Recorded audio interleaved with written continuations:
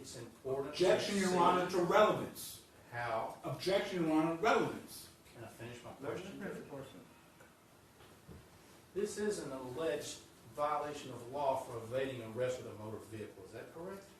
Yes, sir. Do you not think that it's important for this court to understand how the difference in time between the defendant's vehicle and the police car that's supposedly chasing him? Objection, Your Honor, irrelevant. The court is a determination of the law and what happened in this case, not this witness. I purely did it for time purposes. I didn't ask you that. I asked you, is it not important to understand the difference in time from the defendant's vehicle until the police... That wasn't the purpose of this video. The purpose of this video is to show which way he exited. That was it. Not for time behind HPD, how far HPD was behind him.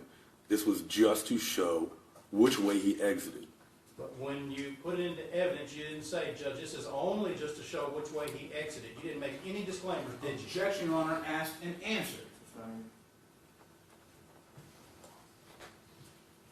Pass the witness. Nothing further. Thank you, Mr. Mangan. Yes, sir. Thank you, Judge. I'm going to reserve it. I don't want to let him go yet, but I don't have questions right now, but I do want to reserve it not to go. Okay, Mr. Mangan, turn around. State will call Justin Wynn.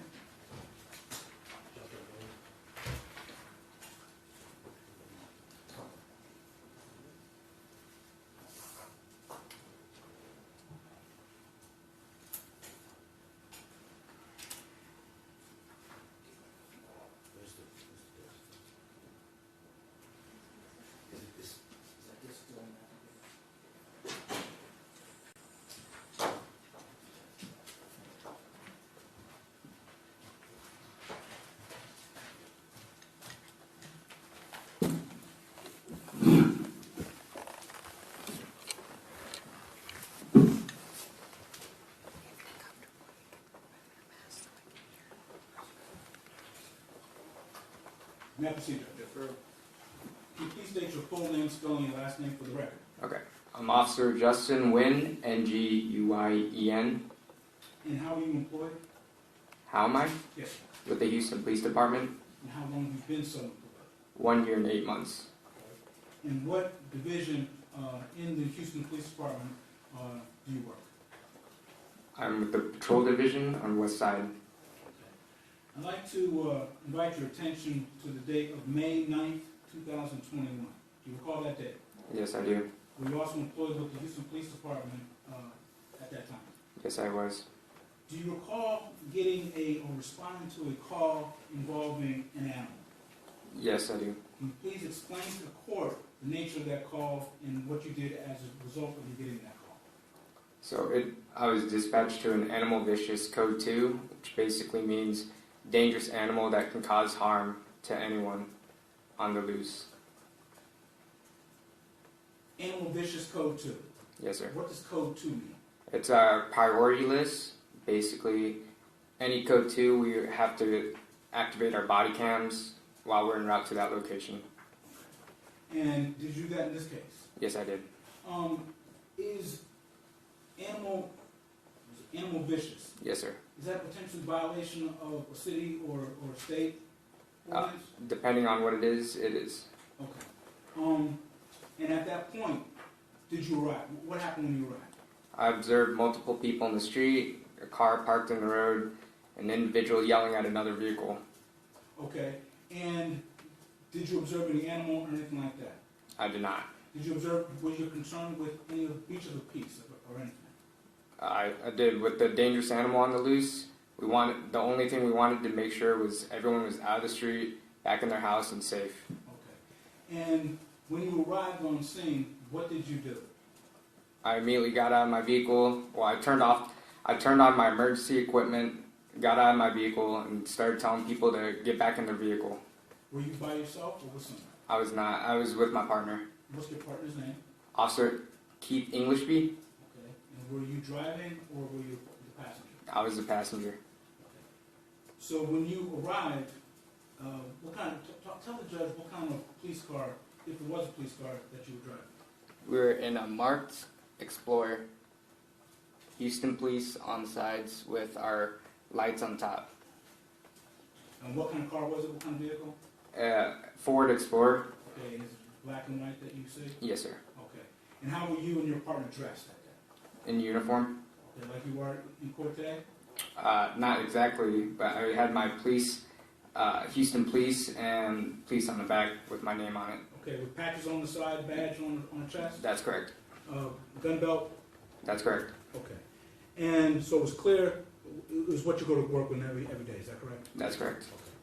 So you got out of the vehicle, and what did you do?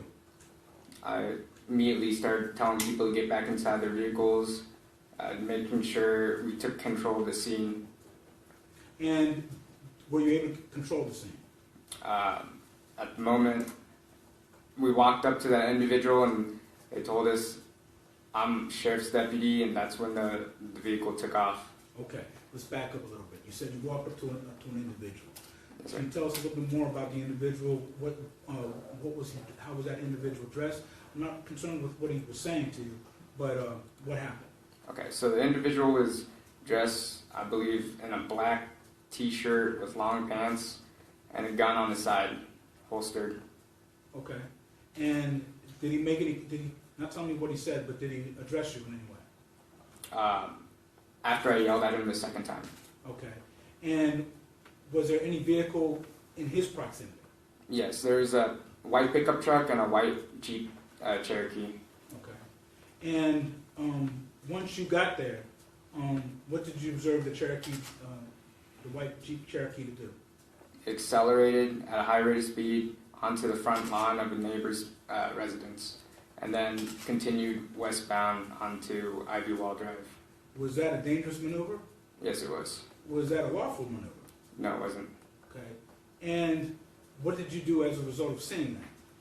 I immediately ran back towards my vehicle, told my partner, and then we tried to follow the vehicle. Prior to you guys, prior to you getting back into your vehicle and giving chase, there were other people out there, is that correct? That's correct. Was anybody on the lawn of that residence when the vehicle? I don't recall. Okay, but that would be a hazard. Yes. Okay, so you got back into your vehicle and you gave chase. Yes, sir. Were you able to make a stop on that vehicle? I was not. We lost visual. Okay. Did you radio other units? I did. I let dispatch know that there was a vehicle fleeing the scene with a tiger. Okay. And how close did you get when you approached and you saw the individual with the gun behind the vehicle, the white Cherokee? How close did you get to the Cherokee? I was... Let me ask you this way. Okay. You see where you are and where I am. Yes. Were you as close as I am to you right now? I don't recall. Okay. Well, let's. Do you know if you were further or farther away? I was closer. You were closer to the vehicle than I am to you right now. Yes. Okay. I'm gonna walk towards you. When I get to where you think that the vehicle was in relation to you on May 9th, 2021, you let us know. Okay? Okay. Okay.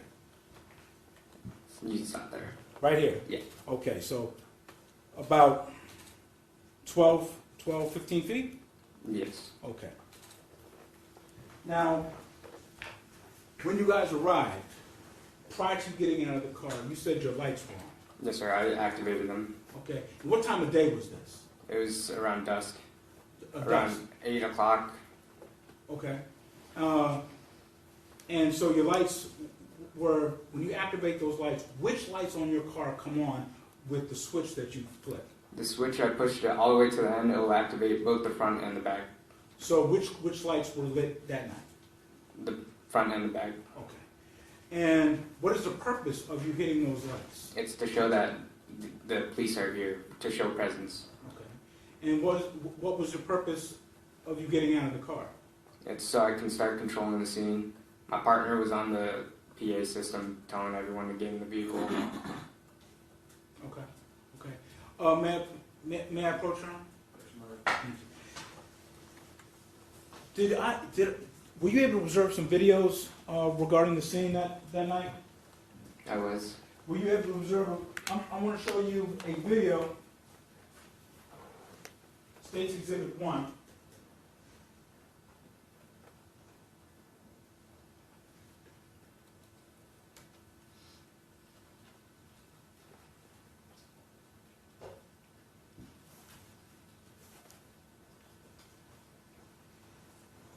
Okay.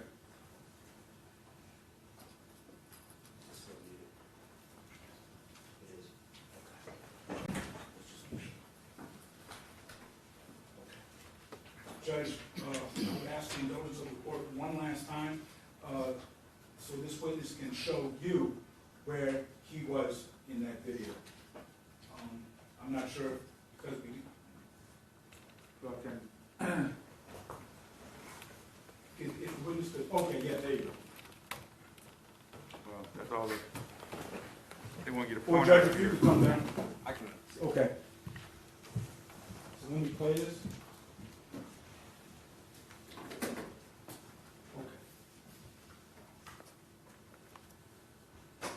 So is this your vehicle coming on scene? That's correct. Okay. The lights are on, That's correct. and we see the door open. That's correct. Is this you coming out? That's correct. Is that you? Yes, sir.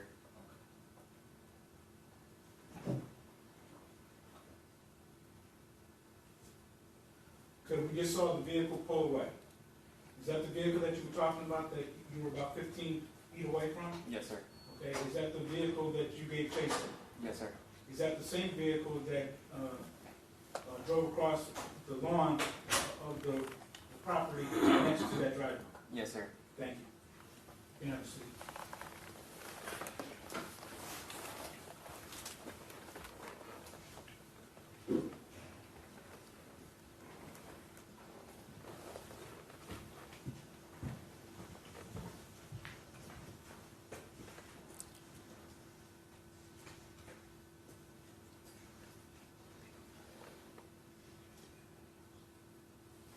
Oh, the purpose, now when you saw, now when you came on scene, your purpose was to investigate an animal, is that correct? That's correct. Okay. Were you able to, what would be a violation of that, what would be the city violation for having a tiger out on? That's a violation of our city ordinances, dangerous animal. Okay, do you know off the top of your head the city code? I do not. Do you know the Texas health and safety regulation? I do not. Okay. Have you ever had an opportunity to look at the Texas health and safety regulations, specifically Chapter 822, and specifically 822.113, offenses and penalties? I have, yes. And if I showed you a copy of that, would that refresh your recollection? Yes, it would. May I approach, Your Honor? Mr. Mayor, Thank you. objection, Mr. Elliott. Just to make sure he's going to be a legal expert, we're going to go into other legal issues. It's going to be relevant. Are you going to not go into other issues? Judge, you know, I just want to. Judge, I would We're going to object. be talking about the law, where there's more laws we need to discuss. As long as they're related to its interpretation of this Texas Health and Safety Code. There's other laws that are involved in this as well, Judge, particularly the evading arrest and its requirements for Looking at that, and what specific, do you recognize this? Yes, I do. And has your memory been refreshed? Yes, it has. Okay. Specifically, I showed you a code. Was that the code that you were relying on, that you were investigating that night, May 9th, 2021? Yes, I was. And what was that code? It was code 822.01, I believe. Is this the code? Yes, sir. Okay, may I approach?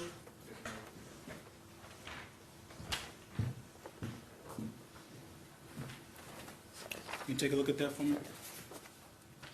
Looking at it, is it refreshed? Yes, sir. Okay, can you tell the court what was the code number that you were looking for? It was Looking at? 822.113. And is that with the Texas Safety and Health and Safety Code? Yes, sir. Thank you. And Is that a felony or misdemeanor? It's a misdemeanor. What class misdemeanor? Class C misdemeanor. And is it within your purview of your duties to investigate Class C misdemeanors? Yes, it is. And is it within your duties and responsibilities to be able to detain individuals who it is alleged to have violated? Objection, Judge. Speculation, legal conclusion. Your Honor, my question was within his duties to investigate possible violations of this code section. That's it. Thank you. Can you answer the question? Yes, it is. It is? Yes, sir. Thank you.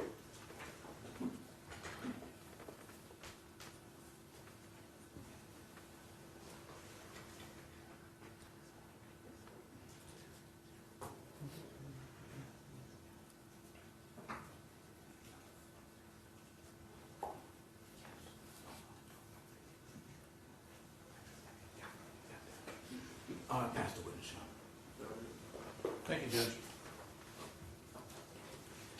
Officer Wynn, first off, I've been provided a supplement that's 2 pages, but really it's almost just one. Is this the entirety of your supplement? Yes, sir. All right, and does this contain everything that's relevant in your mind to this particular case? Yes, sir. All right. So when you arrived at the scene on May the 9th, 2021, it was about 8 o'clock, is that what I'm understanding?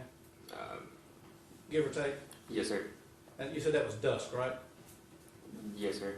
Kind of a little bit of a hard time to kind of see, kind of in between daylight and dark. Yes, sir.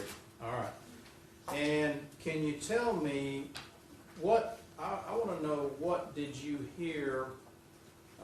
There was another guy there you described with a gun, right? Yes, sir. That's where you were looking at because he had a gun, right? You were talking to him. Yes, sir. Okay. Did you hear him say anything to anyone else? Or were you just having a discussion between you and him? You understand what I'm saying? Was he having a conversation somewhere else you were listening to, or was it just a conversation between you and this guy? He was talking to someone else. Okay, and what did you hear him tell someone else? He told the driver of the Jeep Cherokee to pull up down the driveway. Okay, what else did he tell him? Then he looked at me and told me he's a sheriff deputy. Okay, but let's talk one thing at a time. Okay. I want to know what this person with the gun Okay. told the driver in the Jeep Cherokee. I want to know very exactly what did he say. Objection, Your Honor, calls for hearsay. That's true, but the witness, he's here, Exactly. and he can be called back to Correct.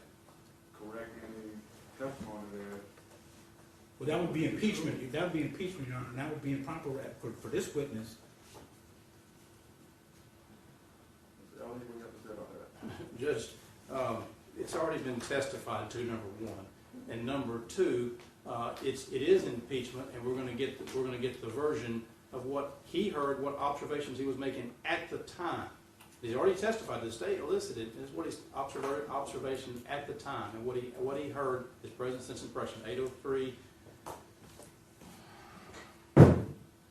And Your Honor, just so I'm clear, none of my questions, in fact, I was clear not to have him tell me anything or tell the court anything that this person said to him, what he observed and what he did as a result.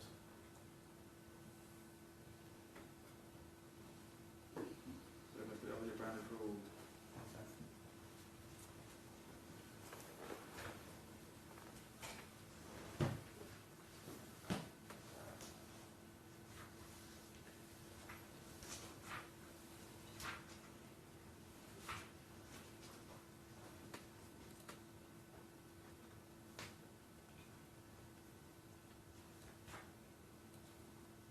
It's 803.1, Judge, as well as 803.2 and 3. 803.1, 2, and 3. You said it's a substance of hearsay? Yes, Judge.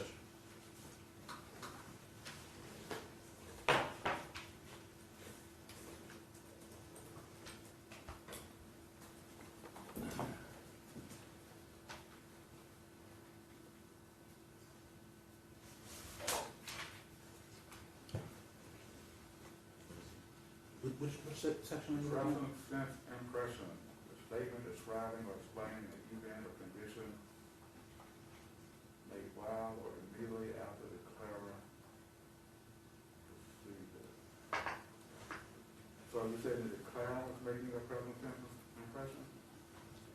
This officer is a declarant, he's perceiving it, and the guy he's talking to is saying it, yes.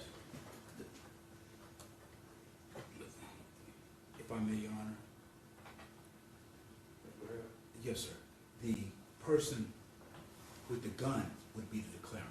That's what I think. Yes, sir. And that's that what would I'm be- asking him what he said. And he had the opportunity to ask that witness when that witness was on the stand. I'm over with the objection. But I mean, Sustained. Thank you, Joe. So what did you say, particularly to the driver of the Jeep? I wasn't able to speak to the driver of the Jeep. So you didn't make any comment to the driver of the Jeep at all, is that correct? Objection, Your Honor, asked and answered. No conversation with the driver. Objection, Your Honor, asked and answered. Different question, Judge. I'm asking now, not just did he speak, but did he have a conversation? It's a different question. Please have a conversation. Second. Same objection. All right, did the driver of the Jeep say anything to you? Objection, Your Honor, coming through the back door, same objection. Calls for hearsay. I didn't ask him what he said, Judge. I asked him did he say anything to it. Okay, then objection. Did you identify yourself as a police officer to the driver of the Jeep? I didn't get a chance to. So that's a no. No. And did you tell the driver of the Jeep, you cannot leave, you must stay there? No. And was there ever a time in which you were behind, within visual distance of each other, the driver of the Jeep with your police car with the lights on? We were pretty close to it. My question is, was there a time, like when you pull someone over, you pull up behind them, you turn your lights on, right? Yeah. In that scenario, reasonable to assume, especially when they pull over, that they know you're there, right? Yeah. Because you're somewhere else, you get behind them, turn your lights on, right? Yeah. That didn't happen in this situation, correct? That's correct. And so you're at the scene with the lights are on, is that correct? That's correct. And is that for, what purpose are the lights on for? To show presence that police are there. Okay? And you're there, right? That's correct. And did you tell anyone you are not free to leave, you cannot leave? Did you tell that to anyone? Objection to relevance to whether he spoke to anybody else. We are here for the evading of this defendant. Overruled. Answer the question. Can you repeat the question? Did you tell anyone at the scene, including the defendant, you are not free to leave? No. And you didn't have the scenario like when you pull somebody over where you get behind them and turn your lights on. That didn't exist either, right? That's correct. And once the defendant left, had he already turned before you got in your car and started following him? Otherwise, was there ever, once you got in your car, was there a line of sight between you and the defendant's vehicle where your lights were on while you were traveling and he was traveling on the same road? There was for a split second. On this first video? Yes, sir. Can we watch the video, Judge? Sure.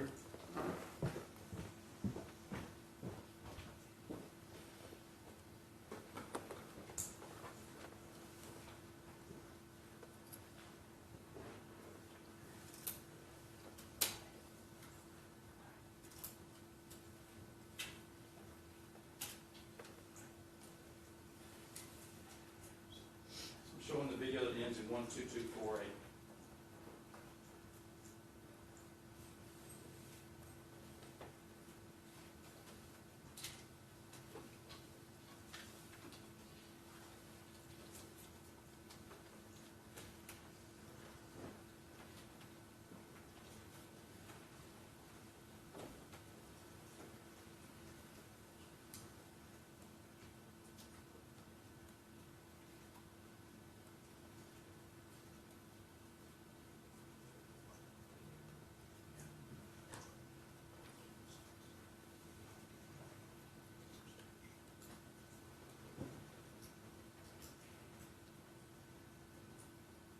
Do we need to watch it again or did that refresh your memory? That refreshed my memory. And I'll ask you again, is there a time, let's first talk about what street is this on? Ivy Wall Drive. Was there a time on Ivy Wall Drive in which you were driving in the police car with your lights on, in which the defendant was in visual distance in front of you going the same direction? Objection, Your Honor, calls for speculation of what being in visual, a distance from this defendant. Overruled. Yes, sir. Can you repeat the question? Sure. Was there a time on Ivy Drive, what's the name of the street again? Ivy Wall Drive. Ivy Wall Drive, in which you were in your police car traveling, which direction were you traveling? We're going westbound. Westbound, in which the defendant, while you were in your car traveling, also was going westbound with in line of sight of you and your vehicle. Both of you traveling at the same time. No. So you were wrong when you first answered the question. I'm not suggesting in any way that you did that intentionally. I'm not suggesting that. Okay. After we went and looked at this, when you first said for a split second, it turns out after we watched the video, now you know that's not the case. Is that correct? That's correct. Okay. So there's no time in which you're following with the lights on, both of you driving in the westbound direction. Is that correct? That's correct. All right. Which way did the defendant's vehicle turn? Turn north onto River Lace or River Place. Okay. And you are approximately how many seconds behind? I don't recall. Some time had to elapse because some vehicles had to get out of your way or something? Yes, sir. All right. So once you turned north, did you see the defendant's vehicle at that point in time, or had it already turned onto the next street? We observed the defendant's vehicle turn right. Okay. And had it already turned? Was it turning? I mean, we're talking about one block, right?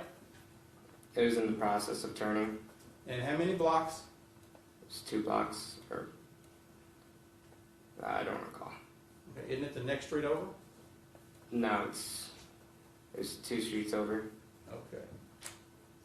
And so the vehicle is, I guess it's the same question. Is there a time in which you and the other vehicle are both traveling on the same street going north during this 2-block period of time? No. Okay. Then the vehicle turned which direction? I don't know. That's when we lost visual. Okay. So the next street, have you watched the next video? Yes, we have. Okay. May I approach the exhibit again, play it, Judge?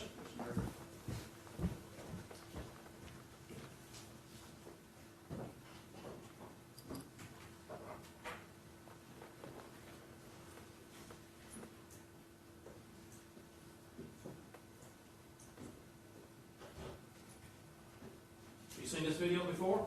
Yes, I have. What street is this? This is Fleetwood Place. Okay, so this is the street that you had lost sight of the vehicle, so you didn't even know this vehicle went down the street, is that fair? That's correct. And which direction, as the camera's looking, which direction are we looking? We're looking north. And so you never followed the defendant's vehicle on this street, or at any time in which he was on the same street as you were, is that correct? That's correct. So would it be fair to state that you never, while traveling north on what street? Fleetwood. Fleetwood, you were never behind the vehicle with your lights on that street either? That's correct. So then, on the three streets that we've discussed, at no time were you ever behind the defendant going the same direction as him with your lights on, following him. Is that correct? That's correct. And you never told him you were not free to leave the scene. Is that correct? That's correct. And did you hear anyone else tell him you were not free to leave the scene in your hearing? Objection, Your Honor, calls for hearsay.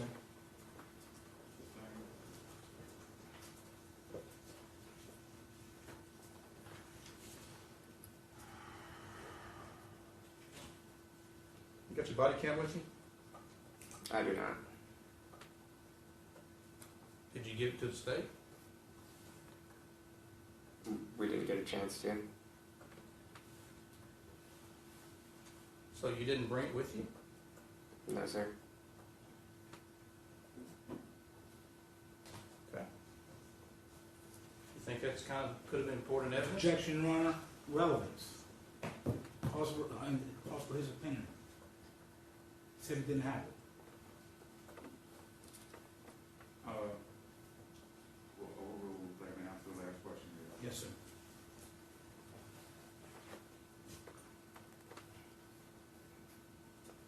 Can you repeat the question?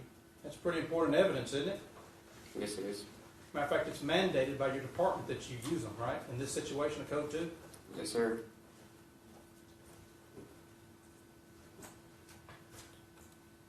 Did you have an arrest warrant for the defendant? We did not.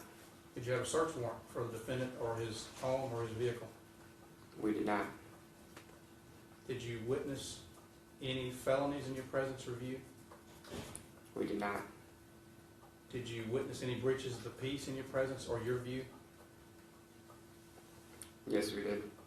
And what breach of the peace do you think you witnessed? When he accelerated at a high rate of speed over someone else's line. And what offense would that be? That's accelerating at a high excessive speed. A Class C misdemeanor? Is that what we're talking about? Yes, sir. Exhibition of acceleration or something? Yes, sir. That has to be on a public roadway, right? That's correct. And this wasn't on a public roadway, was it? No, it was not. So then that's not an offense, is it? Objection, Your Honor. Cause of speculation. Overruled. So then that's not an offense in your presence or view, is it? It's not. And so then you had no offense within your presence or view of any kind.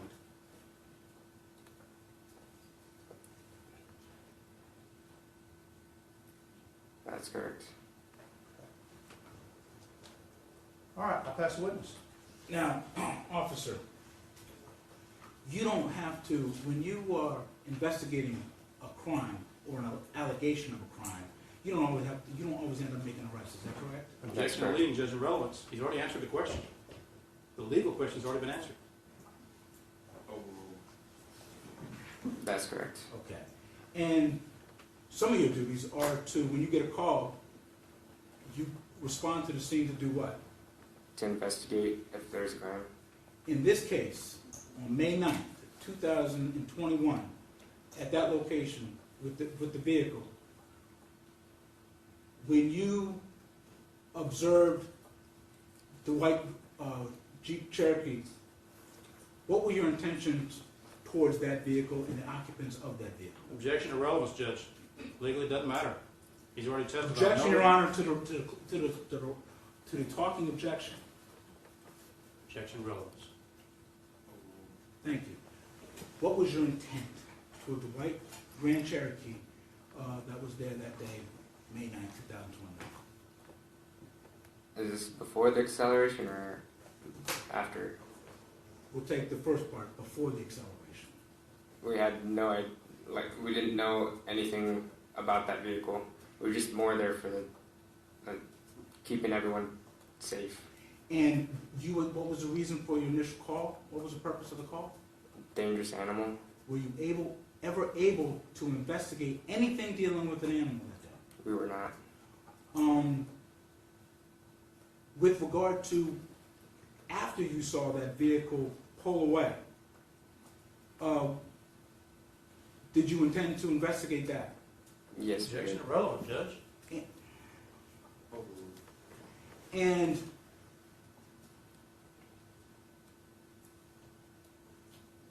did you have information based upon your investigation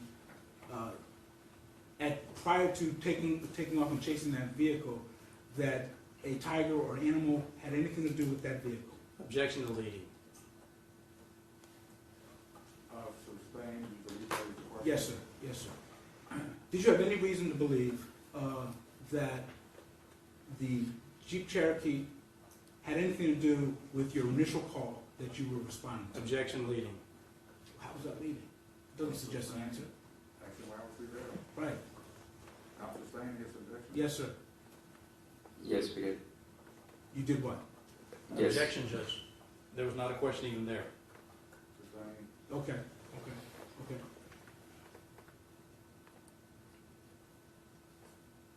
What did you, prior to that vehicle pulling away, did you have any understanding that that vehicle had anything to do with anything?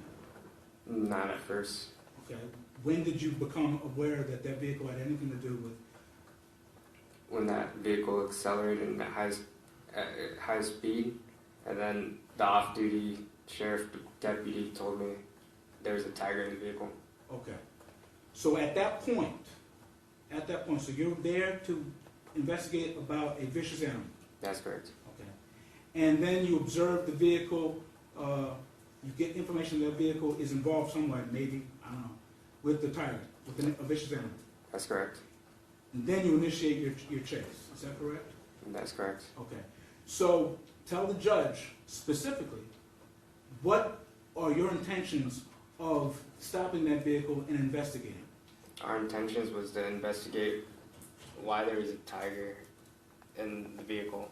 We were intending to investigate the dangerous animal, but we weren't able to stop the vehicle in time Because why? because the vehicle accelerated and fled the scene. Thank you. I have nothing further. Well, this fleeing the scene, nobody told him he couldn't leave, did they? In your presence? Because you sure didn't. Can you repeat the question? No one told the defendant he couldn't leave the scene in your presence, did they? Including you. Objection, Your Honor, to part of that question. Cause for hearsay. Sustained and brought for hearsay. You didn't tell him he couldn't leave, did you? Objection has an answer, but That's correct. And are you familiar with the Code of Criminal Procedure? You took that, right? Yes, sir. You familiar with Article 14? I don't remember it from the top of my head. But you're familiar with it, right? Yes, sir. Approach the witness, Your Honor.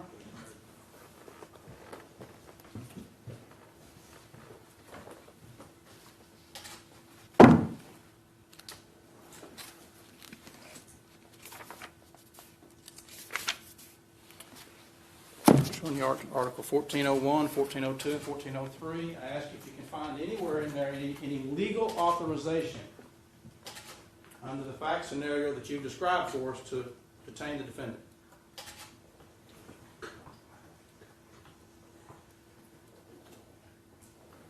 It's going to be breach of the peace.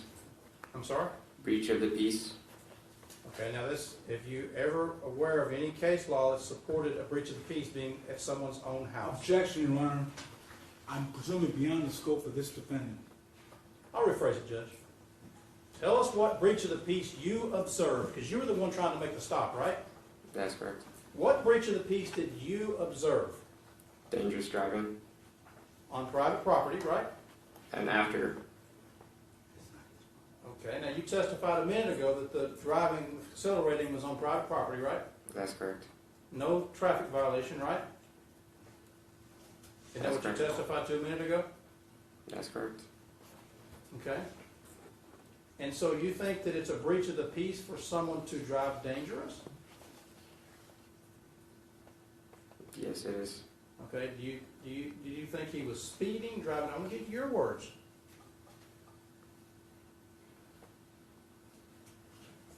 He was speeding. Okay, so you think speeding is a breach of the peace? That's correct. That's what it And says right here. so that is your sole basis then for trying to detain the defendant then? Is that what I'm understanding? No, that's not correct. Okay, well, did you see a tiger in his vehicle? We did not, but we had someone that is credible and reliable that told us there was a tiger in the vehicle. Okay, and had you had dealings with this individual before? Had not. So what did he tell you that made you believe that he was credible and reliable? That he was a sheriff deputy. And you think all sheriff deputies are credible and reliable? Objection, Your Honor, to relevance. You never met this gentleman before, is that correct? That's correct. And did you know if he was even a real police officer or not? Showed me his badge. Okay, does people have badges that are fake? Yeah. And you didn't know him, so you don't personally know whether he was or he wasn't, is that Objection, correct? Your Honor, asked and answered.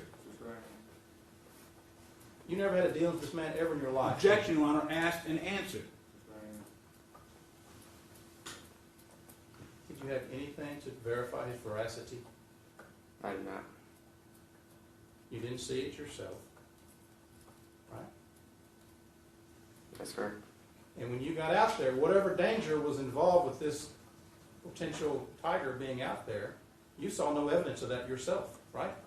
That's correct. You didn't see a tiger at all. Objection asked and answered. Did you see anything dangerous out there whatsoever involving an animal yourself? I did not. I pass the witness. Nothing further, Judge. Thank you, Mr. Williams. As witness, please. I'd like him to hold on, Judge. Thank you, Mr. Williams. Turn around.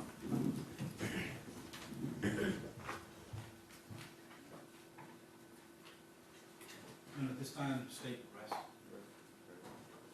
Next, have a witness call. We call Keith Strauss, Judge. Keith Strauss. Strauss.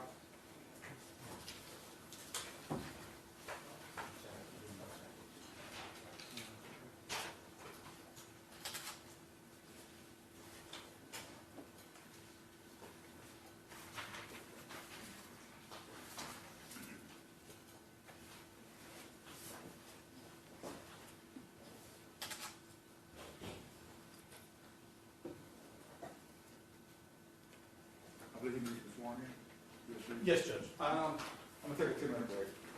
All right. Next witness.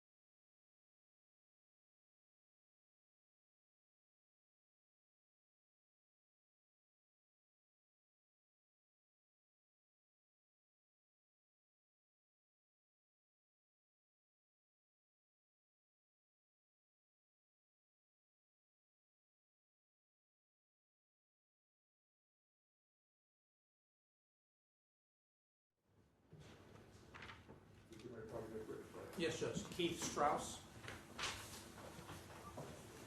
People Strauss back in. And I think he was sworn during the break, I think. That's correct? No, I'm sorry, so he still needs to be sworn.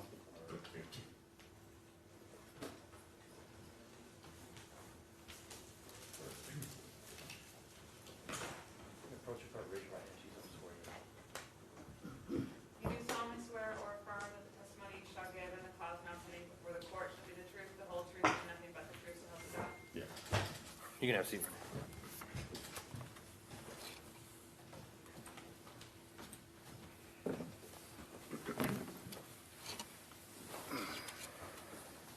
Trying to take my mask off. Sure.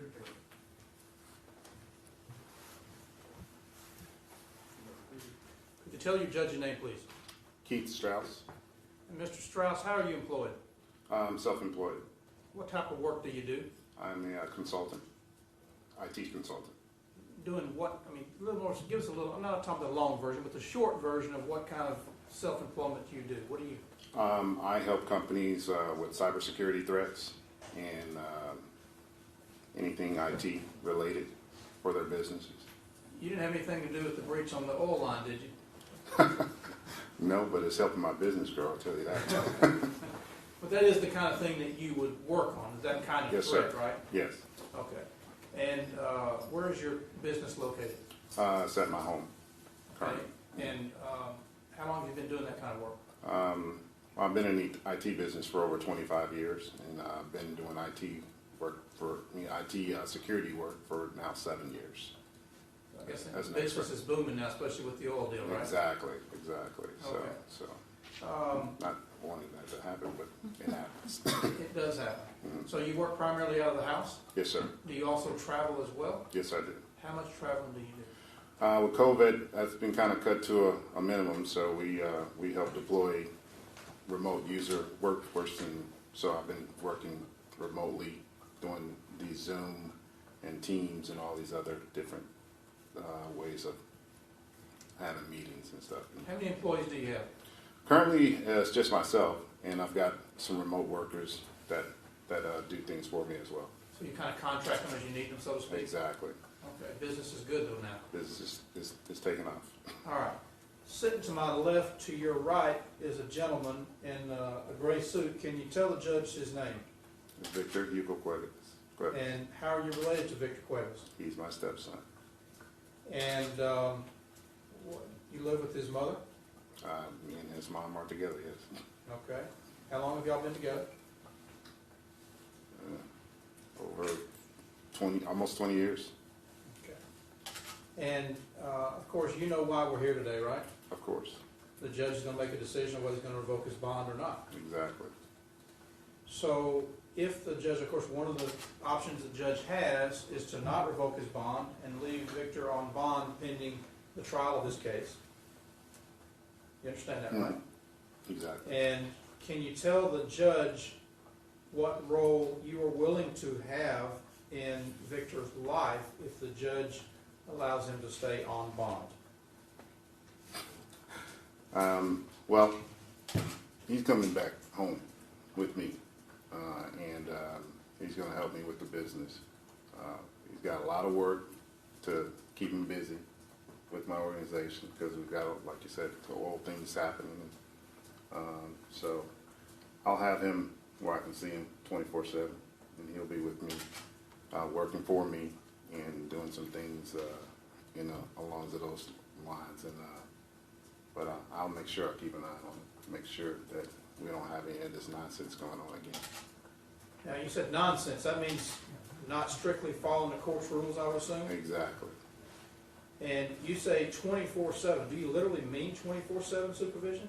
I'm not talking about when he goes to the Well, bathroom. he'll be under my roof, so yeah. I mean, as he can tell you, I'm always up and about in the house doing work. I mean, I work late, so he'll follow curfew like he's supposed to, and he'll get up and work, and whatever extracurricular activities that he has, I'll make sure that he's going there and back and doing what he's supposed to do. And if there is no extracurricular activities, then literally he'd be literally with you 24/7 then. Pretty much, But either in your house with you, no exceptions, no exceptions. or with you working Working. every day, all day long. Exactly, No exceptions as well. exactly. And if the judge gives rules that says, for example, no extracurricular activities, would you make sure to enforce that? Oh, of course, I have to. Yeah. I mean, And how active a role have you been in supervising, for lack of a better term, in Victor's life? Have you been active in it, or have you kind of been stepped back and a little bit removed from it up till now? I mean, when he was a kid, I mean, of course, I had an active role as rearing him as a father and stuff like that. But, you know, as he's gotten older, I mean, you know, he's doing what men do and, you know, doing his thing and everything. But just recently, I haven't been doing anything. I've been focused on my business and growing it. But now, I see like it has to be some changes, and I'm willing to make those changes. And you're willing to take personal supervision, Exactly.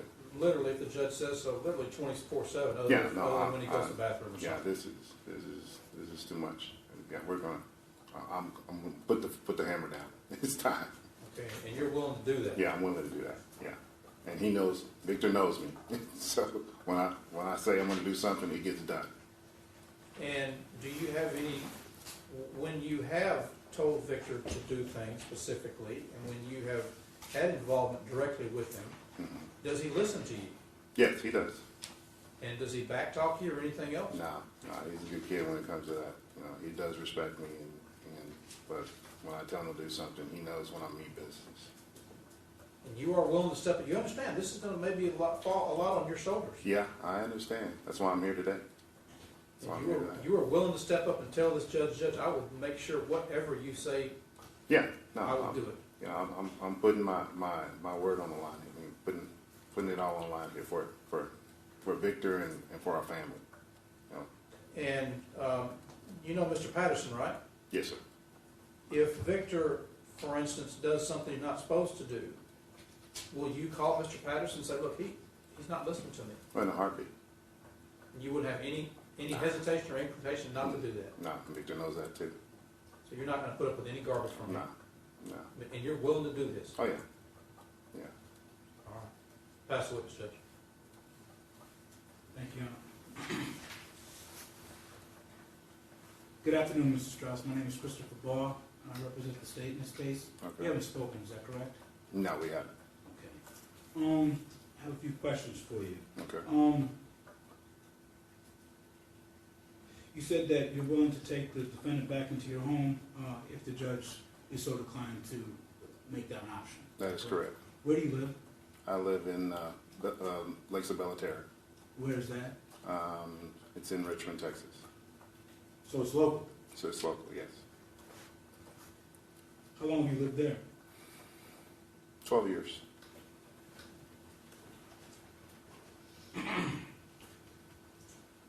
Sir, I have to ask you a question about criminal history. Have you ever been convicted of a felony? No. Have you ever been convicted of a misdemeanor involving moral turpitude, lying, cheating, or stealing? No. You had stated earlier that when asked if you would take care of me, you're willing to come in because it's enough of this nonsense. What did you mean? What did you mean by nonsense? What nonsense has been going on? I mean, just all the stuff from the hoopla on the media and all that good stuff. I mean, look, I have a business to run, and this is taking me away from what I do professionally, and that's what I meant by that. What is taking you away from your business? This whole incident, this today, Dealing with May 9th. dealing with this, The incident, coming into court Okay. and having to speak on behalf of Victor. Have you come to court in the past for Victor? Once. When was that? It's been a while. I can't remember. Can't relate. Was it this building? It was this building, yes. Okay. Was it prior to 2017? No. Okay. Was it a bond hearing like we are here today? Yes, it was. Did you testify? No, I didn't. Okay. So you just came and watched? A couple of times I did. I think there was a time where I did testify in the past. Okay, let's I'm gonna Yeah, stop you. I forgot that. I mean, that was one time. I think it was a bond hearing. Okay, well, hang on a second, because you gave me a couple answers. Okay. I asked you if you came and you said one time, but you didn't testify, and then you answered that there was one time that you might have testified, but there was a couple other times that you just came, so. No, it wasn't a couple other times. Okay, It was just maybe 2 times at the most, and one time I did testify. okay. So the one time you testified, was that a bond hearing? I believe so, yes. Was it like this, a revocation hearing? I'm not sure. Do you remember what you testified to? Just for character purposes. Okay, and so you were asking the judge to either, what did you ask, were you asking the judge not to put him in jail? Am I asking the judge to No, in the time before. No, I wasn't asking the judge to do that. So it was That was up to my attorney. I mean, basically, I was just there for character references. character reference, but you testified. Yes, I did. Okay. And do you recall what year that was? I don't remember. Okay. Was that before Victor Cuevas was charged with the felony murder? Was it before? Yes, sir. Or was it because of that? It was because, so Yes. okay. So 2017. Yeah. Were one of the times that you came and testified for him, was it for his revocations for evading? No. Do you know how many times he's been before the court for a violation of his bond? No, I can't recollect, to be honest with You can't? you. No. Did I you mean, know- I know that there's been several cases, but as far as, like I said, I'm just getting back into the fold. You know, I've been doing what I need to do to grow a business and stuff, and I let my wife handle all the other pertinence of this case. Okay, so, and you're close with your stepson, is that correct? Yes, I am. Okay, you're close with Victor? Yes. Okay, but you've been out of his life for a little bit? No, I mean, they'll fill me in on what's going on, but that's about it. I mean, I'm like, you good? You're home? Do you You're out? think- That's fine. Do you think that murder is a serious offense? Of course it is. Okay. Did you participate in his revocation hearing that occurred on January 26, 2018? Ask and answer, Judge. He doesn't know. I'm not clear about it. Overruled. Thank you, Honor. Did you? I don't know the date. Well, I'm giving you the date. Okay, I don't know when it was or when I had a. Okay, so I'm just gonna ask the questions and you can give me an answer, okay? Okay. Okay. So my question right now is, did you participate in the revocation hearing for Victor Cuevas on January 26, 2018? I don't remember. Okay. It's possible. Could be. I mean, I don't remember. I mean, Okay. Okay. Do you remember if you testified for Victor Cuevas in his revocation hearing on October 2nd, 2018? You don't know? You're asking me questions. I told you I don't remember. Okay. I told you I did it once, but I don't remember the dates. Well, do you know if that date, the one time you did testify, do you know if that was July 21st, 2020? Ask and answer, Judge. Well, okay. Are you aware that he had a revocation on November 18th, 2020? Objection of relevance, Judge. You've already ruled on that as well. Repeat the question, please. Is the witness aware that the defendant had a revocation hearing on November 18th, 2020? And my objection is irrelevant. You've already said you don't want to go back behind into old stuff. That's really all we're doing is rehashing old stuff. Overruled. Thank you. Are you aware? Am I aware that he's had these hearings? No, sir. Are you aware that he had a revocation hearing and was actually revoked on November 18th, 2020? Are you aware of that, sir? Yeah. What do you know about that? I don't know that much about it. I mean, Do you know that was because he was evading the police on a ATV, a four-wheeler? Do you know that? yes, I do know about that. Okay. Do you know that there's a current charge out of Austin County for that? Yes, I do. Do you know what he's here for today? Yes, I do know what he's here for. And that's evading again? Evading, yes. Okay. Now, but out of all those four, you said you came and testified for your stepson one time. Right. Okay. You also said that you would help him, he follow his curfew. Exactly. How would you do that? I mean, he'll be in my house. Okay, but So I get to see if he's here or if he's not here. you had called him, he said he's a good kid, correct? Yes, he's a good kid. Okay. How old is he? He's 26 years old. So he's not a kid, he's a man. Okay, whether he's in my eyes, he's my kid. Oh, understood, understood. Okay. He will always be your kid. Exactly. But to the rest of the world, you would agree with me that he is a man. Of course. Okay. A grown man with a wife? Yes. What's his wife's name? Georgie. Georgie? What's her last name? Good question. If you don't know, that's okay. No. I'm sorry? Oh, well, Cuevas now. That's her last name. But you don't know her maiden I don't name? know her maiden name. George, can you spell that for me? Joerige. I-E? Yeah, Okay. How long have they been married? over about a year now. A year? Do you know how they met? They've been friends for a while. Do you know how they met? I said they've been friends. They've been friends for some time. Yes, I heard that. My question is, do you know how they No, met? I don't. Okay. I don't. You also stated that you would have an active role in that, in response to defense counsel's question, he does what men do. Can you explain to me what you meant by that? What do you mean? You had said, in response to defense counsel's question, that Jorge, he does what men do. What does that mean? I don't remember saying that. Okay. You stated earlier that you know Mr. Patterson. No, I know Mr. Patterson. We don't have a relationship or anything like that.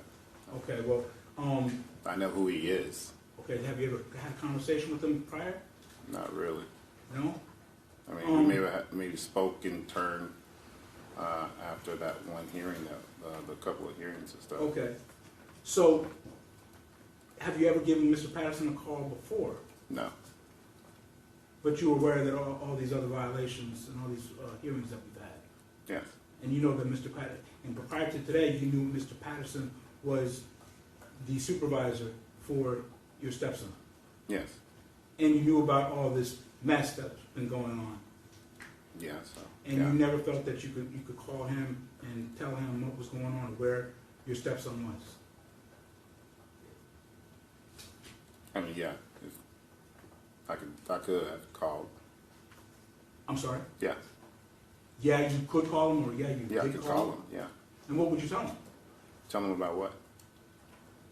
Okay, I think I confused you with my question. I mean, your questions. I mean, they're not going anywhere. I mean, tell me. I mean, what do you want me to tell you? Well, I just want you to answer my question. Okay. I apologize that they're not going anywhere. All right.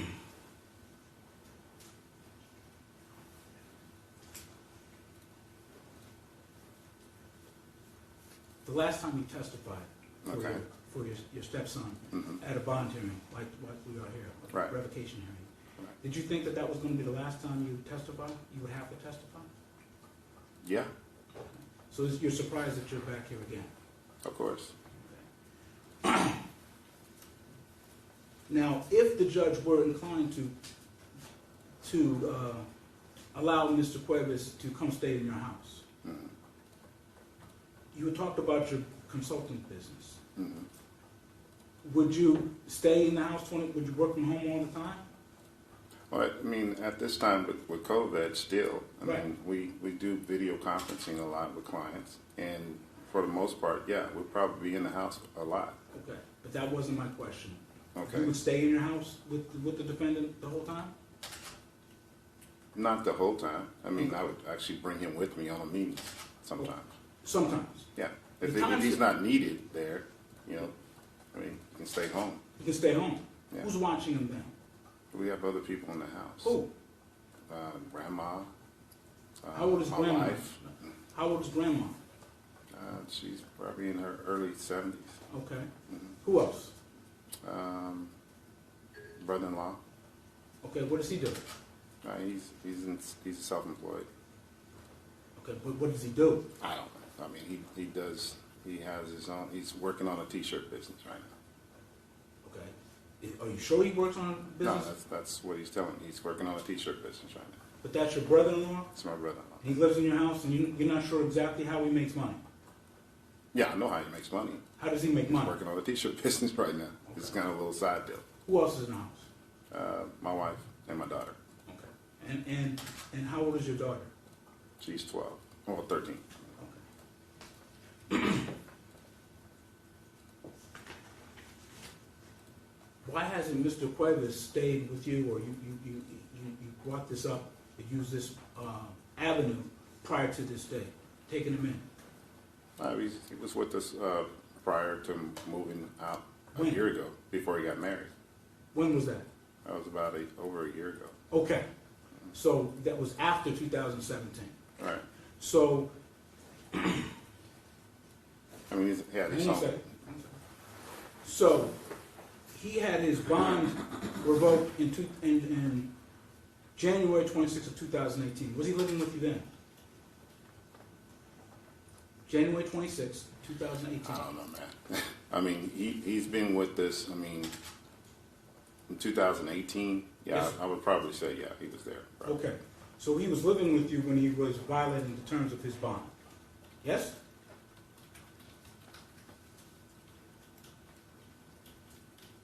I can't remember. Okay. Was he living with you on October 2nd, 2018?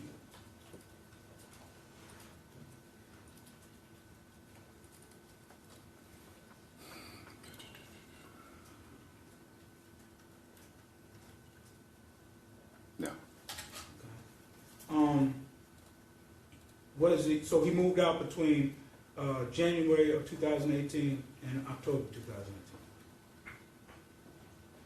He moved out a couple of times, and then he got married, came to stay with us again so they can get a place, and then he moved out again. Was he living with you?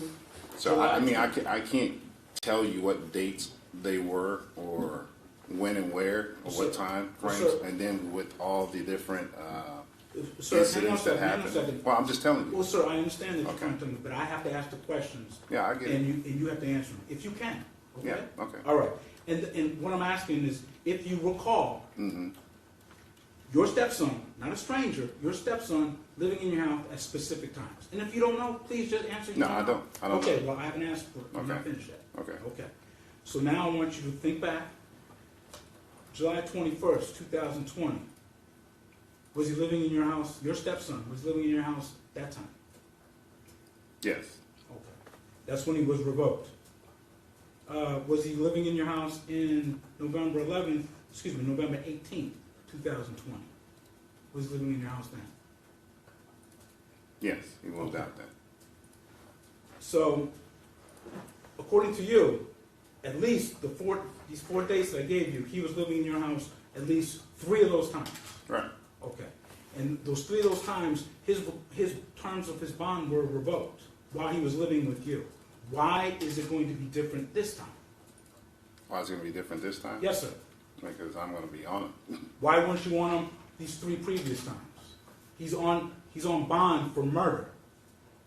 Do you understand that? Yeah, I understand that. Do you think that being accused of taking another person's life is important, is serious? Of course it is. Okay. But you would agree with me that you didn't think it was serious enough to step in during any one of these bond revocation hearings when he was living with you, correct? I disagree. Okay. But you didn't do anything. I did something. What did you do? Hmm. What did you do? We had a talk. Okay. But clearly you would agree with me that the talk didn't work, at least one of those times, or at least twice, 2 of those times, right? Because he was violated 2 2 times out of the 3 times that you admitted that he was staying with you. So you would agree those talks didn't work, right? I disagree. Okay. What are you going to do different? What are you going to tell the judge that you're going to do this time, do different this time, that you failed to do these 3 other times? I am basically going to be a magnifying glass in Victor. I mean, he will see me every minute of the day, you know, like a drill sergeant. I mean, I didn't do that the last time. I had a conversation with him about these things, but this time, that's not going to happen. And if anybody, I mean, if he knows what I did with my other kids, we didn't play. That's kind of how my family rolls, and he's gonna get that same treatment. Okay. Thank you for answering my questions. I pass the rest. You have any doubt you can control it? No, I don't. You know, I don't have any doubt. I mean, this is serious. This is a serious situation. I mean, the thing is that we've got a serious situation, like the prosecutor said, and I'm taking it serious. Is, in retrospect, should you may have stepped in and took over? Yeah, So I to should speak? have, and that's where I feel like the mistake was made. I didn't have that much involvement, but this time I'm going to take full responsibility for all of it. And that's why you're telling the judge, it's on me now, I can handle it and take care of it. Exactly. And is that what you're telling the judge? That's exactly what I'm telling the judge. Because before it was just the mom, and they would handle it. She would talk to him, and then I would talk to him. I would say my piece, and then I was like, all right, I got to go do what I got to do. This time, it's in my hands now. Look at the judge and tell him exactly what you're gonna do to how to hold him. Well, I mean, like I said, he's going to get up with me, and I'm going to teach him how to be a man and do what he's supposed to do. This is a situation that can't be denied, and it has to be dealt with, and he's going to deal with it like a man's supposed to deal with it, a good man. You know, this is one of those situations that, you know, I feel that could have been avoided, and I'm going to make sure it doesn't happen again. So you've got my word that I'm going to make sure that Victor does what he's supposed to do from here on out. I pass the witness. Nothing further, Judge. Okay, Mr. Brand, step down. Thank you. Good job, Georgie Cuevas.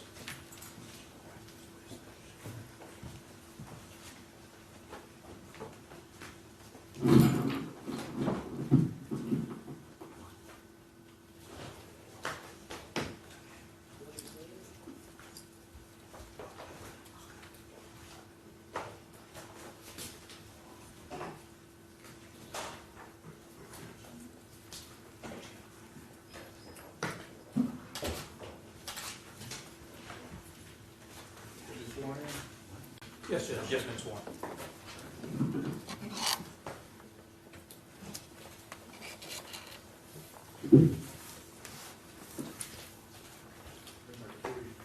Could you tell the judge your name, please? Georgie Cuevas. And how old a young lady are you? I'm 22 years old. And do you work, you're in school, what do you do, so to speak, on a regular basis? I'm a computer programmer and I go to school for computer science, physics, and I'm a pre-med student. Wow, let's slow down and go through that a little bit more. You're a computer programmer, you said? Yes. And you're currently in school. Yeah, double major for computer science, physics, and I'm pre-med student about to start some clinical internships at Houston Methodist with a neurosurgeon June 1st. Wow. Mm-hmm. Neurosurgery. Mm-hmm. Okay. Where do you go to school? UCLA. That's in California, right? Yes. So do you travel back and forth between here and UCLA? Yes. How often do you travel back and forth? I say I come to Houston about 2 times a month. Okay. And this gentleman to my left and to your right with the gray suit on, can you tell me who that is? That's my husband, What's his name? Victor Cuevas, How long have you been married to Victor Cuevas? since August 2020. So that's not that long ago. right? How long how many months is that? I'll say about a year. Getting close to a year? Mhm. Okay. And so right now, you're going back and forth between California. Yes. Is that going to change in June when you start, is it residency you're starting? Um, I may have misunderstood that. it's a clinical internship. Residencies after you finish medical school. Okay, and so how does that go together with medical school? In order to apply to medical school, you need pre-med requirements as well with a bachelor's degree. Some of those pre-med requirements are to have clinical internship and work at a hospital and be doing clinical shadowing under a board-certified doctor and to take a medical exam called the MCAT in order to apply and have a good standing and be able to be accepted. Have you taken the MCAT already? I'm studying for it. And you've already got the clinical internship lined up. Yes. How close are you to graduating with that double major from UCLA? About a year. Okay. And that's with both majors, right? Yes. Okay. Now, I want to kind of turn our attention to, let's just say the time frame of from Christmas time or so through now. Mm-hmm. How often have you been home living with Victor? How often? During Christmas time, I was home because classes were all online due to COVID regulations, and I started about 2 months ago doing more in-person stuff. Okay. And what involvement have you had involving any exotic animals, particularly tigers? None. Have you seen or been around the tigers? Yes. All right. I'm sure the judge, and for that matter, probably the whole world wants to kind of know about tigers. Can you tell us a little about the tigers that's been involved in your life and Victor's life and surrounding this case? Objection on the relevancy. Were you at the same residence that Victor Cuevas was at on May the 9th, 2021, Mother's Day? Yes, I was. And at that time, when did you come home? Maybe 6 p.m. Okay. And when you arrived at home, was there any? And where is home?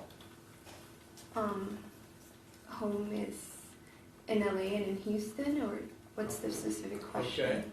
The Houston home, is that a home that you and Victor were living in? Yes. What street was that on? Ivy Wall Drive. And how long had you been residing at that location when you were here? Since December. Okay, so that's a relatively new home. Mm-hmm. Okay. And when you arrived, you said you got here at around 6 o'clock. Was that on May the 9th, or was that a day prior to May the 9th? May 9th. Okay. And when you got there, was there a tiger at the residence when you got there? Yes. Now, is this a tiger that I'm going to use the word no, may be the incorrect word, but is this tiger that was there, is this a tiger that you had seen in the past? Objection, Your Honor. Relevance. We are here for evading arrest. What's your response to that? So this whole thing is about a tiger and the No, sir. tiger involvement and the police coming and everything surrounding the tiger and the involvement of Victor and the Objection, tigers Your and what Honor. was going. Yes, sir. The whole reason they were there because of tigers, and they showed the pictures of the tigers, and the whole world has seen the tigers, and what, was it good or bad or whatever. This young lady can explain firsthand about the tigers, about the involvement, about the potential danger or not. Everything about the tigers that was going on May the 9th and surrounding thereof, you need to understand what that is to be able to get a feel for what this is, because the state has portrayed it as being some heinous something, so dangerous and everything else. That's what they're all talking about. That's why we had to come. Code 2. I mean, all these kind of things, Judge. She wants to put this in context so you and the rest of the world will understand it. What's your response, Mr.? Judge, it is the state's motion to revoke the bond. The allegations in the bond are about evading arrest, breaches of the peace. That's what it's about. That's what our questions have been about. We didn't make it about any tiger. Defense attorney maybe wants that to be what it's about, but that's not what this is about. And anything about the tiger and her knowledge of the tiger and how long she's known this tiger have nothing to do with whether this defendant violated the terms of his bond by evading those police officers. Want to sustain your objection? Thank you, sir.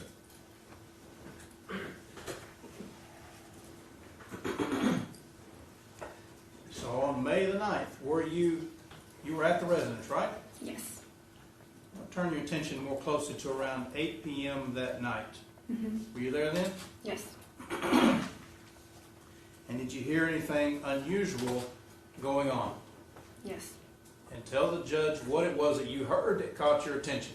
I heard Victor screaming, "Don't kill Objection, it!" objection, Your Honor. Calls for hearsay. There's some more critical questions, Judge. Sustain. All right. I want to get to the moment in which, I'm not asking you yet what was said, okay? Did you hear some screaming? Again, I'm not asking what was said. I'm asking, did you hear screaming? Yes. Okay? Describe the best you can to the judge in your words the tone and tenor of that scream. And I'm not asking you what was said. I'm trying to get to the situation that was existing when you heard it. I see a man with a gun in front of the house, pointing at an animal, and I couldn't tell if it was Victor. I was really scared, and he kept saying the F word. He was like, Objection, Your Honor, to what anybody else said. I'll ask a few more questions, Judge. We're probably getting a little premature on our answer, but I'll ask a few more questions. Yes, sustain. All right, so again, we don't want to talk about yet what was said. Let me get to that in a minute, okay? okay. First, I want to talk about the tenor. Was this a normal conversation or was this a scream?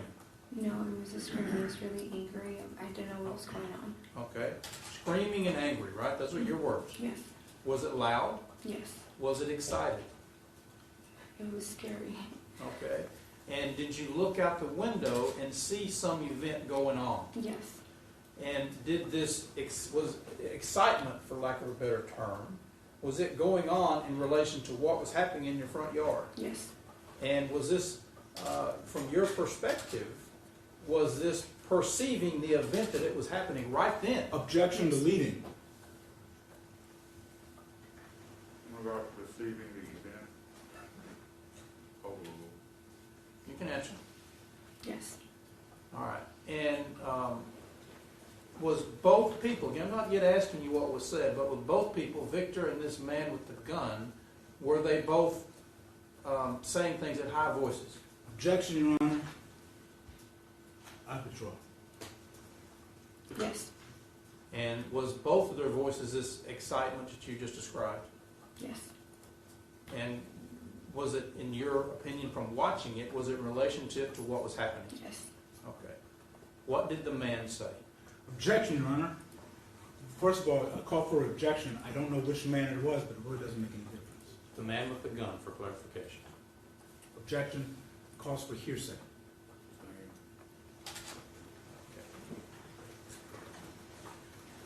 Did you get an occasion to look at the man with the Yes. gun? Do you recognize the man with the gun? No. Okay. Now I do. Okay.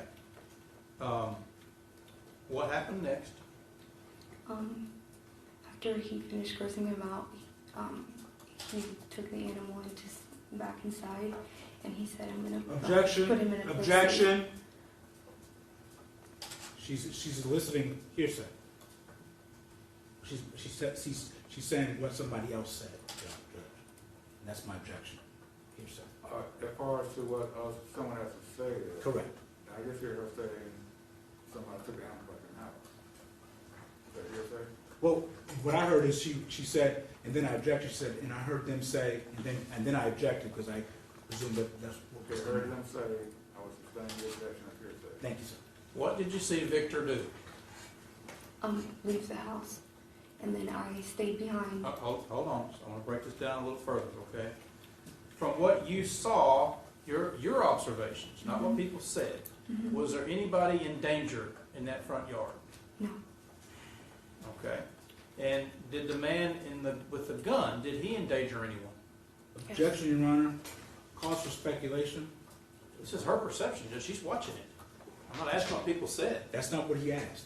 The question was anybody else in danger? You can ask if she felt like she was in danger, but what everybody else perceived. Sustain your objection. Did you witness anyone being threatened in the front yard? no, All right. Did you witness anybody with a gun? yes, And who was the gun pointed at? the animal, and I couldn't tell if it was a Victor. Okay. And then what did you witness happen next? Victor was leaving the house. Okay. Did you and Victor have a conversation? Yes, to put the animal Oh. to safety. Okay. And so what did you tell? I'm not asking what Victor said. What did you tell Victor to do? To go into his car To do what with the animal? to put him into safety. Okay. To put the animal to safety. Mhm. Now, was this Victor's animal? No, Whose animal was it? Do you know? no, I don't know the name, but I know it's not Victor's. He was just his caretaker. Okay. He was caretaking. Mm-hmm. Is this something that happens on occasion? On occasion, yes, Okay. And that's what was happening on this day. yes, All right. So, was the plan for you to leave as well? no.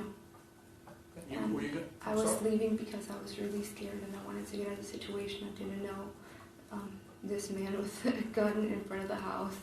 I just wanted to leave. I had like a lot of anxiety and I was really scared. So I headed out. I see. Objection, Your Honor. Non-responsive. Sustain. So you decided to leave, you were scared, Yes.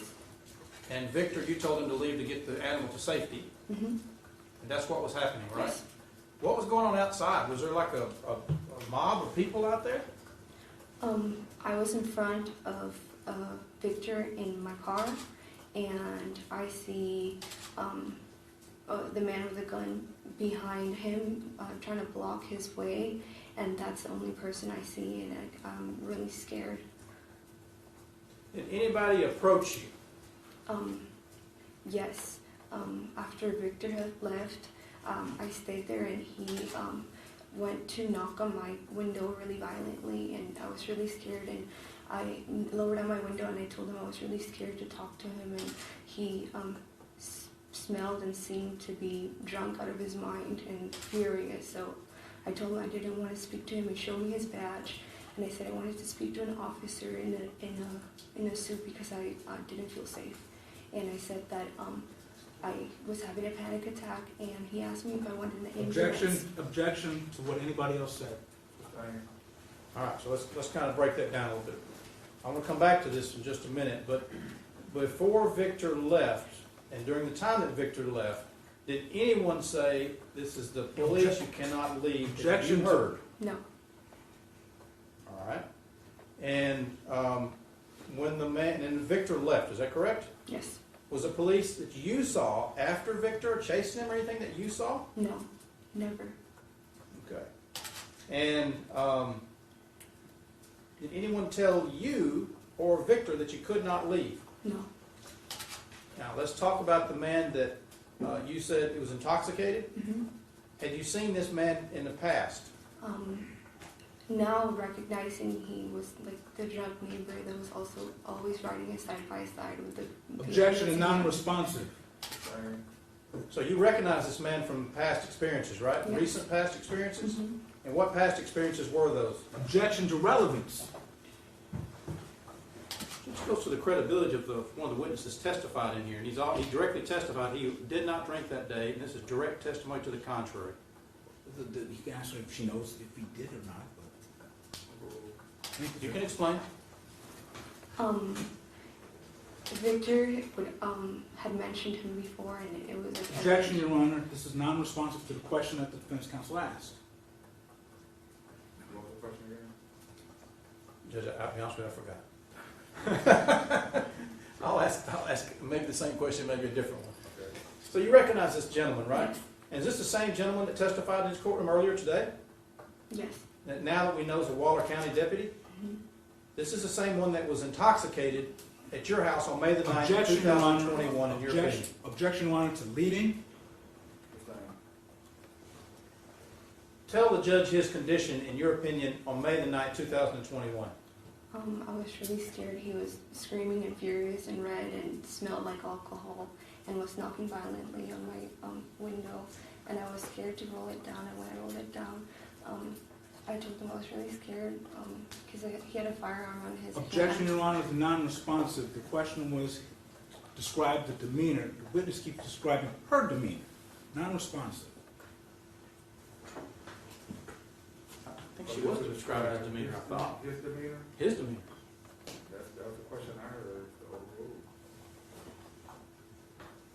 Smelled like alcohol. Yes, What's the tone of his voice? furious, Did it seem rational or irrational? irrational. You smelled the alcohol. Yes, And did you think he was intoxicated? yes, 100%. 100%. Yes. Ask and answer. Were you scared of him? Mm-hmm. Yes. And you had noticed this individual before riding around in some kind of Yes. golf cart? Objection to relevance. That's irrelevant. And I'm just trying to figure out how she knows him. Judge, it doesn't make any difference how she knows him. We're here for an evading case. So were you scared of him? Yes. Did you tell him you're scared of him? Yes. Objection. I'm asking what you told him. Yes. I told him I was scared of him. Okay. And what happened next? Vic? I waited there, maybe, I'll say 5 minutes after a police officer showed up, and he asked for my identification, and he said that I shouldn't be scared of him and that everything's okay. And then they held me there for about, I'll say 5 minutes, and then I left. Okay.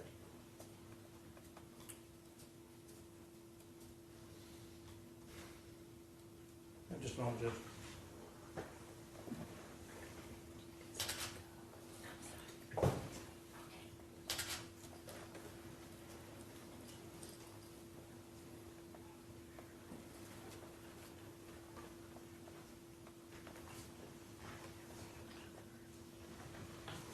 So, did you have any interaction with this tiger during the middle of all this commotion? Objection to relevance.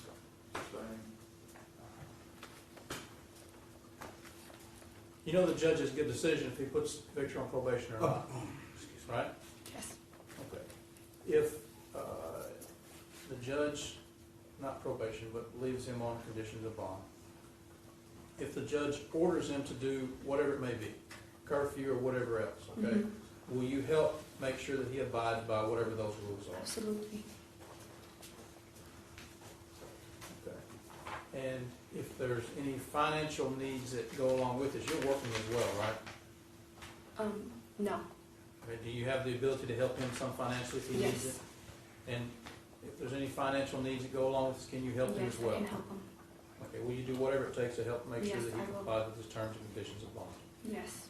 All right. I'll pass witness, Judge. Good afternoon, Ms. Cuevas. Mrs. Cuevas, excuse me. Yes. My name is Christopher Barr, and I am the representative of the state. We have not talked before, is that correct? Yes. Okay. I have a few questions for you. How long have you been married to the defendant? Since August 2020, last year. Okay. Honestly. How did you get to court this morning? I was in the car with my husband.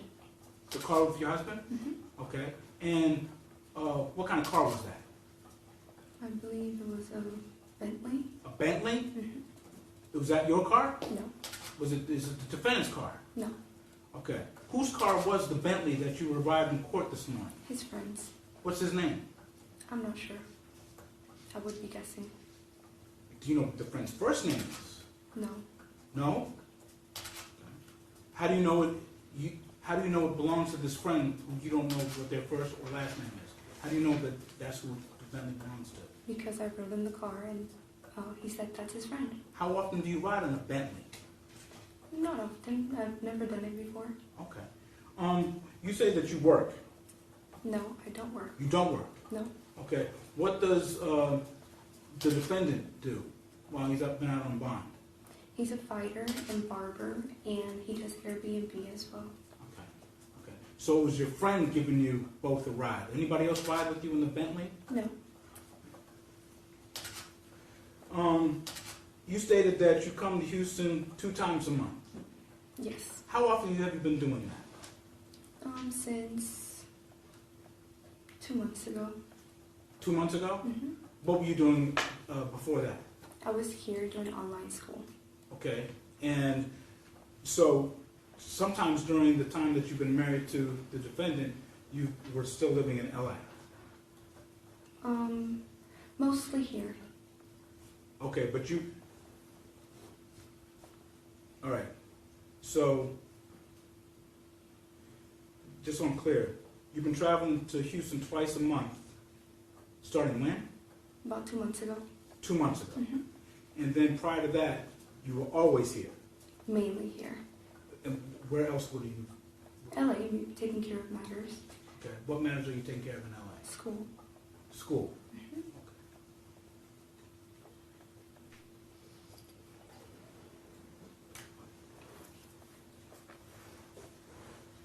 What does the defendant do at the? You said he works for the Airbnb. hmm What does he do?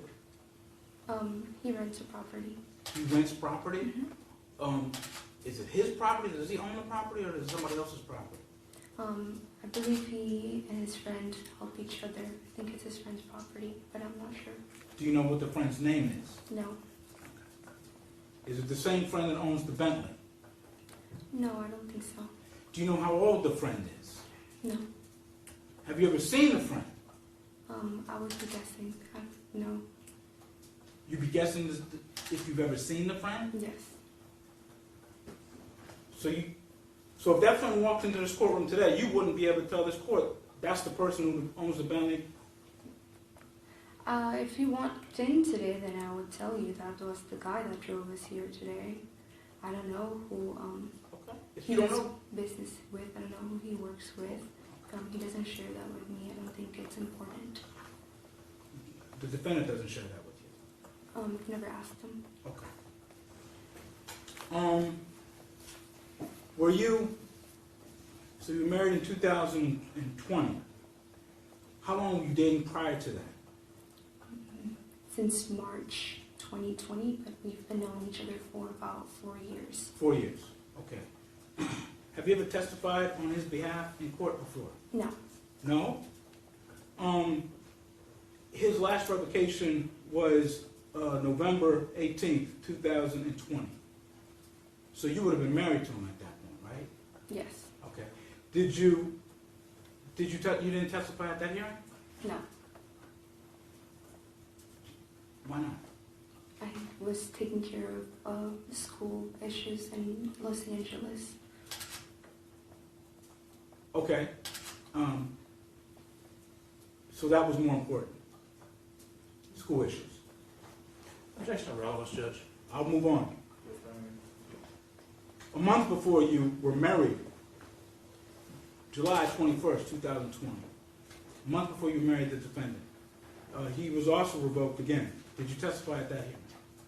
No. Did you know about that hearing? I don't remember. I really don't. Do you know what Mr. Cuevas is charged with? Yes. What is he charged with? Evading arrest Okay. Where? in Harris County. Anywhere else? I'm not sure. Would it surprise you that he has another charge of evading arrest out of Austin County, Texas? Would that surprise you? I don't know how to answer to that. Well, yes or no answer. Do you know about it?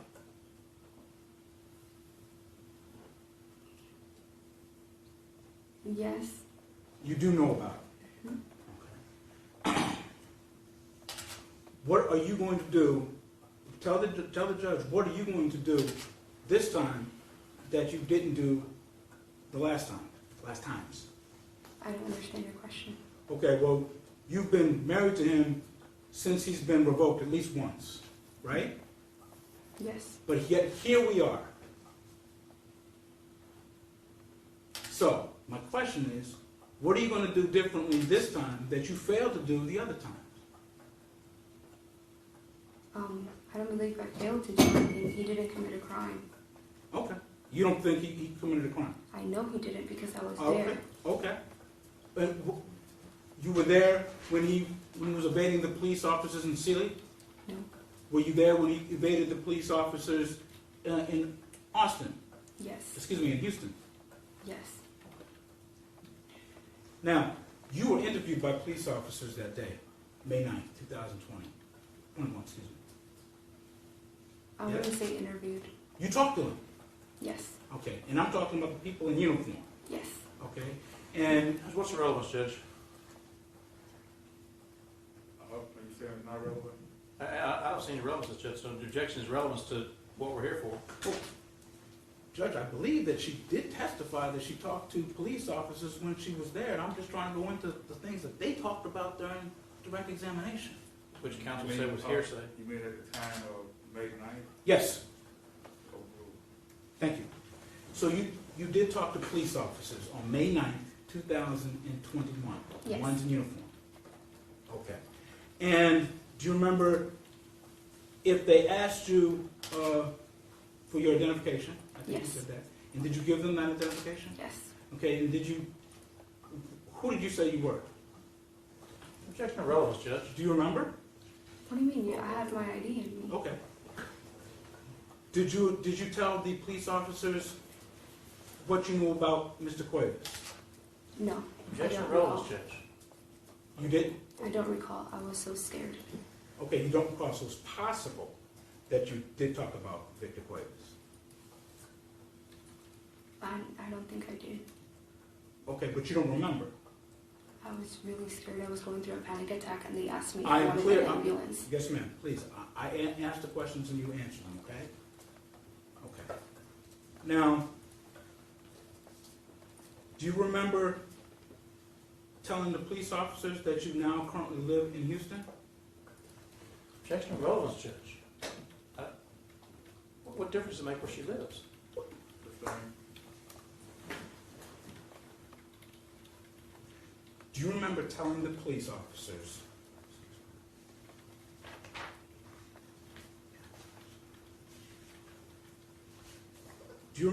police officers that you were the girlfriend of Mr. Cuevas?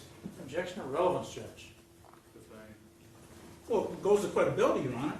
She has testified that she is the wife of the defendant, and she's been the wife of the defendant since August of 2020. I'm asking her if she gave that information, or specifically, if she described herself to the police officers that day, May 9th, 2021, as a girlfriend or possible fiancée. Objection of relevance and improper impeachment. Goes to her credibility. I'm giving her an opportunity to either to deny it or to affirm it. It's the first steps of impeachment. Okay, so you're trying to test, Yes, sir. see whether or not she's credible. Yes, sir. In regard to the testimony. Yes, sir. And there's still no relevant issue based upon it, Judge. Her credibility as a witness. Overruled. Thank you. When you were talking to the police officers May 9th, 2021, do you recall if you identified yourself to them as the girlfriend of Victor Cuevas? I said, I remember I said I. The question that I asked, I ma'am, plead the fifth. excuse me, it's a yes or no answer. Did you identify yourself as Victor Cuevas' girlfriend? Yes or no? I don't recall. Did you identify yourself as a possible fiancé of the defendant, Victor Cuevas? I don't recall. Okay. Do you recall if you told the police officers that you only met the suspect on Tinder 3 days prior? I don't Objection recall. of relevance, Judge. Again, Your Honor, It goes to this witness's credibility, and I'm asking her specific statements that I believe that she made, and giving her an opportunity to either say, yes, I did, or no, I didn't. It's proper impeachment, and I'm doing it the proper way. Thank you. Do you remember if you made a statement to the police officers that you do not know anything about the suspect, the defendant, Victor Cuevas? I don't remember. Okay. Do you remember telling the police officers that you only come down to Houston just to meet your Tinder crush? I don't remember. You don't remember? Did you meet Victor Cuevas on Tinder? No. Did you ever have any involvement with Victor Cuevas, the defendant, on Tinder? No. No? Okay.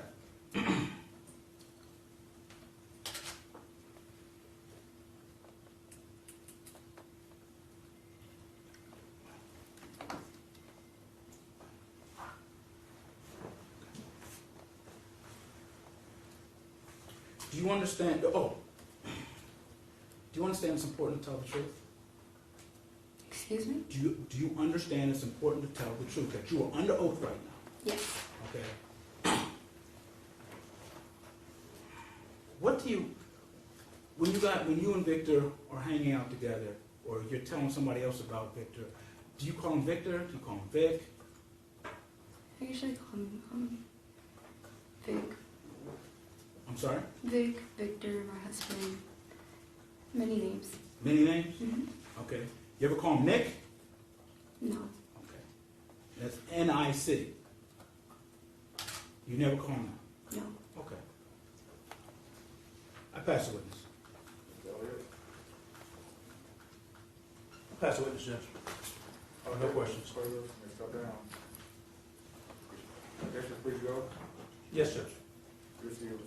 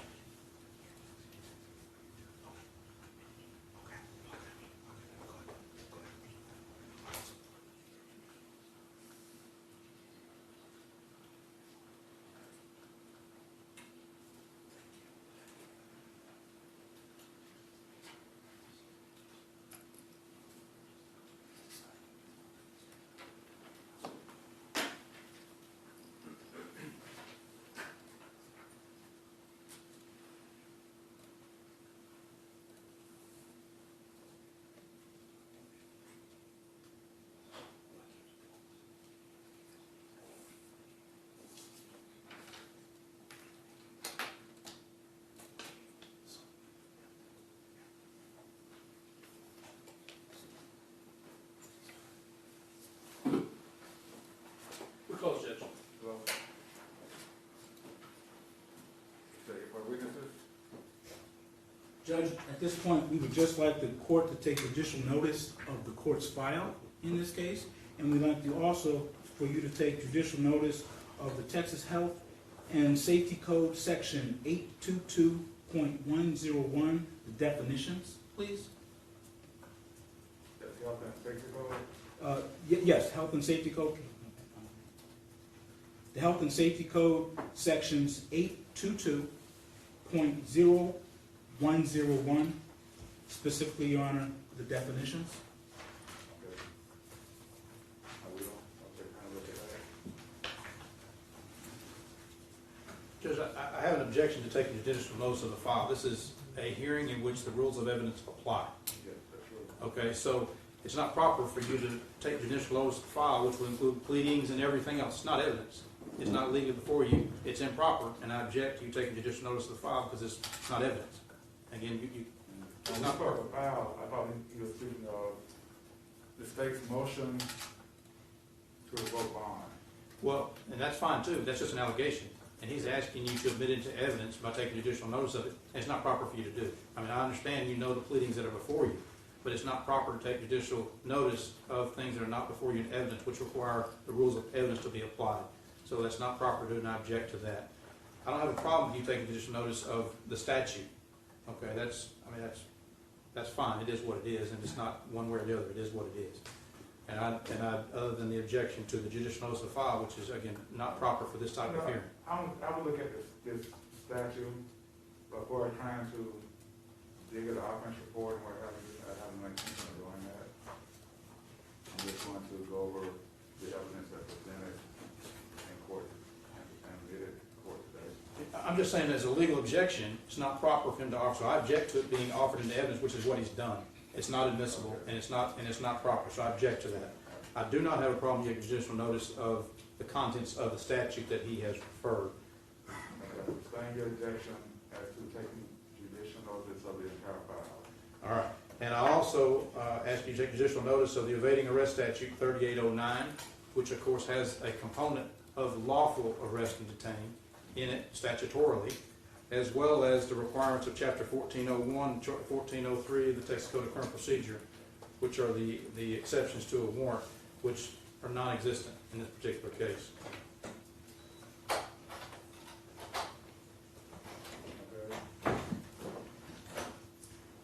Does anyone wish to give any closing argument? Yes, Judge, I do. States obviously got a right to open if they want to. Yes, Your Honor. Please. Yes, sir.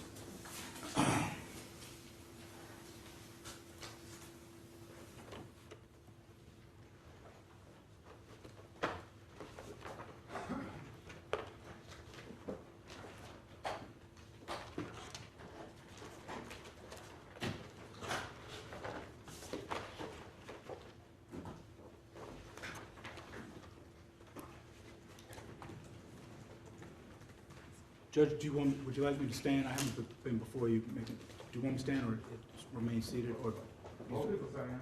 Yes, sir. Thank you, sir. Judge, we're here for a motion to revoke the probation. This will be the fifth time.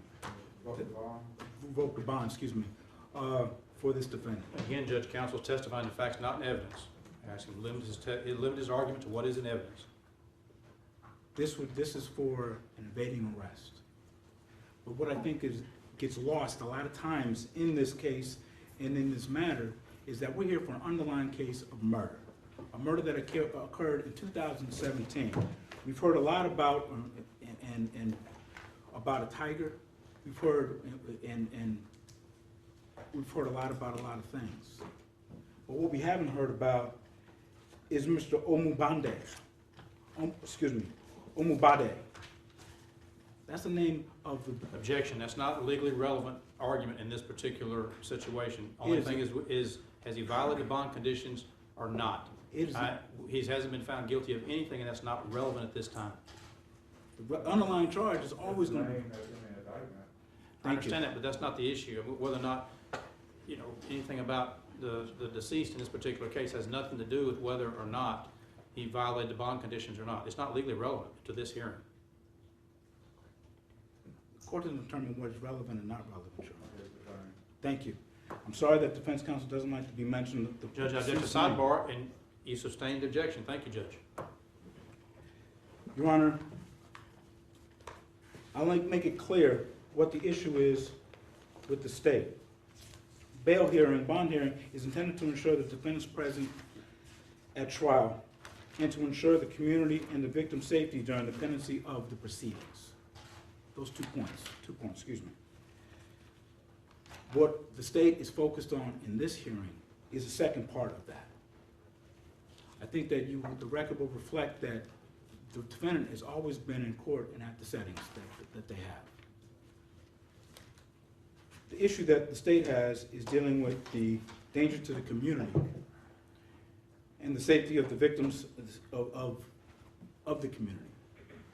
That's demonstrated, Your Honor, that this defendant lacks any care or compassion regarding the safety of the community. In this case, Your Honor, you saw testimony and you heard testimony from the officers in the case that the defendant upon the arrival of law enforcement, and while engaged in a conversation with a law enforcement officer that he knew prior to that day, that he fled. He fled through the he left through the front lawn of his neighbors. Now, defense counsel states that that was private property. It wasn't this defendant's private property. It was somebody else's private property. Totally disregard anybody else other than himself. Community safety. He could have just stopped. He knew he had law enforcement at the back of his car, got out of his vehicle, left the tiger in the car and waited and dealt with the authorities. That is what somebody who was caring about the community would have done, but did not do that. He fled, breaking the law. Defense counsel has alleged a lot of things about what the officers did and didn't do. He talks about that they didn't have search warrants, they didn't have arrest warrants. Officers do not need all of that. All they need is reasonable suspicion that criminal activity is afoot. You've heard that testimony, Judge. You heard that testimony that the officers who got a call of an animal, a vicious animal, and they went code 2. They talk to you that they have a breach of the peace. I have case law that talks about how a breach of the peace, what a breach of the peace is. I have a copy for the court. I'm trying. Okay, this one. May I approach? Thank you. Talking about how breach of the peace is a reason for them to make that detention. It's not important that they have to make an arrest. Just as the court has stated earlier in these hearings, is that police officers stop people all the time to investigate criminal activity. Sometimes there's an arrest is made, sometimes it's not, but that's their duty. There was also been some talk about how Sergeant Mannion wasn't on duty, wasn't in his jurisdiction. He is a certified peace officer for the state of Texas. It is their sworn duty when they see criminal activity afoot, regardless of where they are, to take action. It would be against their duty to sit back and do anything, not do anything. This individual, Sergeant Mannion, did take action. He approached the individual for the second time, dealing with a violation of him behaving in such a way that brought concern from the community, specifically this defendant's neighbors. The first time he approached him, it was because he was going up and down the street on an ATV. Neighbors were concerned enough that they approached the officer to approach him. He wanted to approach this defendant in a non-threatening manner and went in his civilian clothes, but he still had his badge and identified himself as a police officer. That was in February, I believe he talked about.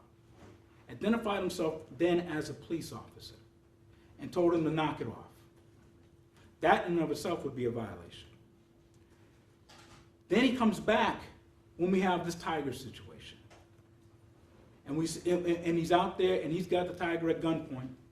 And the defendant comes out again. And he claims, now, I don't know what the court is going to believe, because from the defense witnesses saying that the tiger is not the defendant's, or the testimony from the officer who was out there that day, he says, "Don't shoot my cat." That's what this defendant says. And what does he do in relation to making that statement? He goes up, he grabs the cat by the collar, and he puts a kiss on the tiger's head.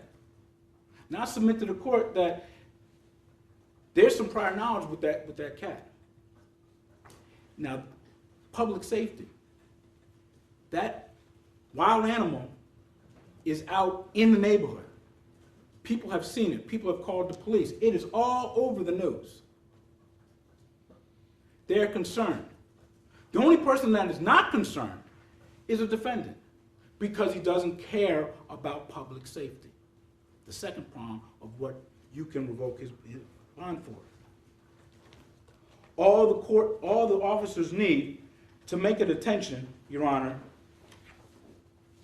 is to know that reasonable suspicion that criminal activity is afoot. Are these the ones for the judge? Okay, and I've given you the case law on that. It is the duty of every peace officer to preserve the peace within the officer's jurisdiction. To effect this purpose, the officer shall use all lawful means. So the important part about that is when we're dealing with Sergeant Mannion, he sees what he sees. He sees the breach of the police. He sees so much of a breach of so much of a breach of the peace that it's gone out to the neighborhood. Hey, there's a tiger here. Hey. That he gets his weapon and goes out and investigates, doing what he's supposed to do. Whether he detains anybody, whether he arrests anybody is not important, and it's not required. The only thing that is required is that he's investigating, doing his duty, going out there. And then when he confronts the defendant with the cat, the defendant takes the tiger into the house, but then comes back out trying to take the cat away, God knows where. Officer tries to stop that, tells him to stop, has identified himself as a law enforcement officer, and instead the defendant peels away from him at a high rate of speed in a residential area. Looking at the camera, you can see that he's going down the street and he blows through a stop sign, a residential area. The safety of the community. Total disregard. You don't have to take my word for it, Your Honor. You can see it on the video. The danger of the community with a tiger running free. What those neighbors, what those people must have felt.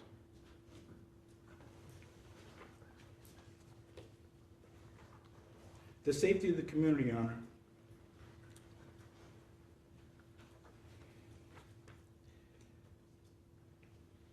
What would have been easier to do is stop, get out of the car, and let the police officers do their investigation.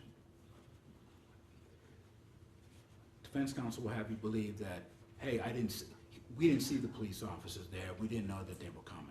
You saw the video. It's dusk. Those lights are lighting up. All of the lights on the police car are lighting up. They will have you believe that it's just coincidences. It's just a coincidence that once the police officers arrive, get out of their car, the lights are on, walks up, closer than I am to the witness stand, closer than I am to you right now, and that's when the defendant decides to peel away. That right there shows the intent, Your Honor. He intended to leave.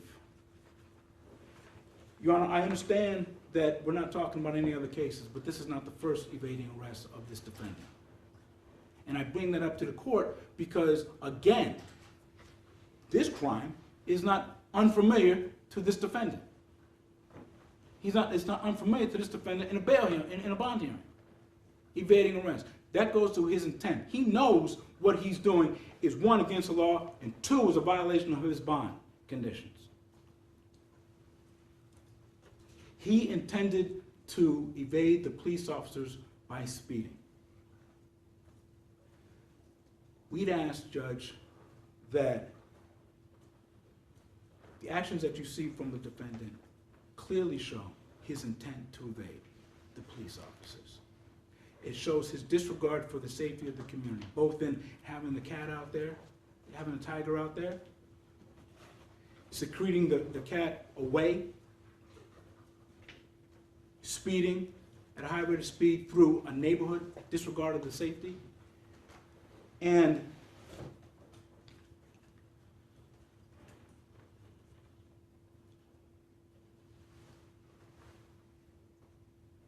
Your Honor, to this day, I believe that, well, let's strike that. I believe that the court, under the law, has two options.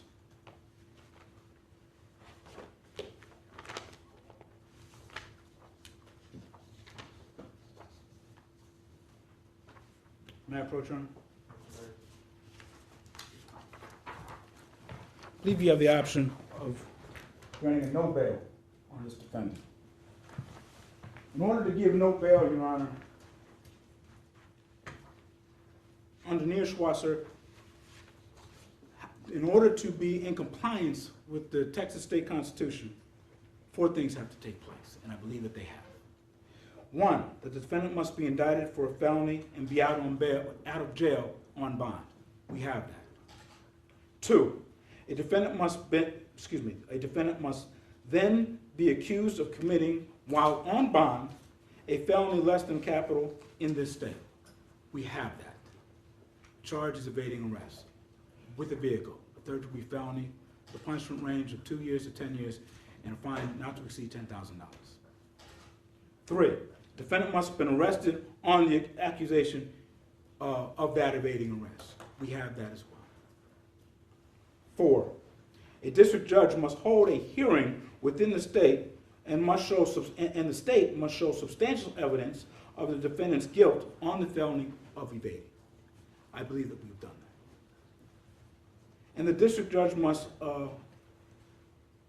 we must have this hearing within 7 days of the defendant's arrest.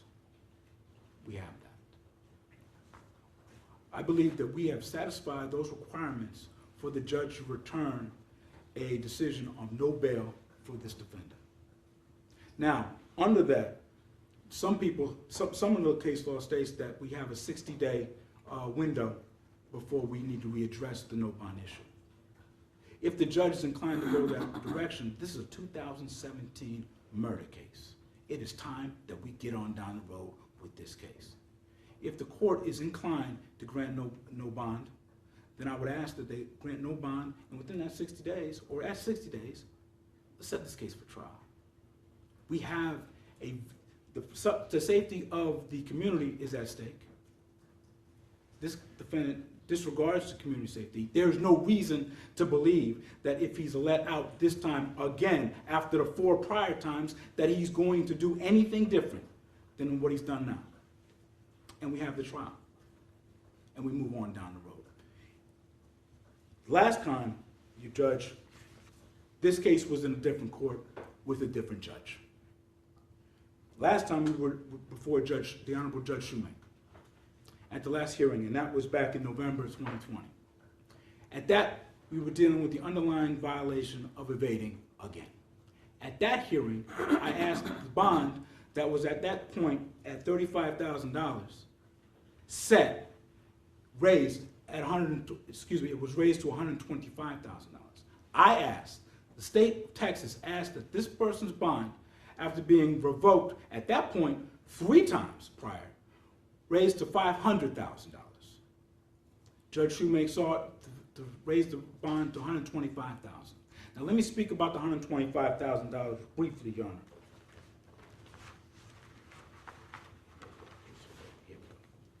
$125,000 is not a reasonable bond in this case to affect the reasons why we need bond or no bond.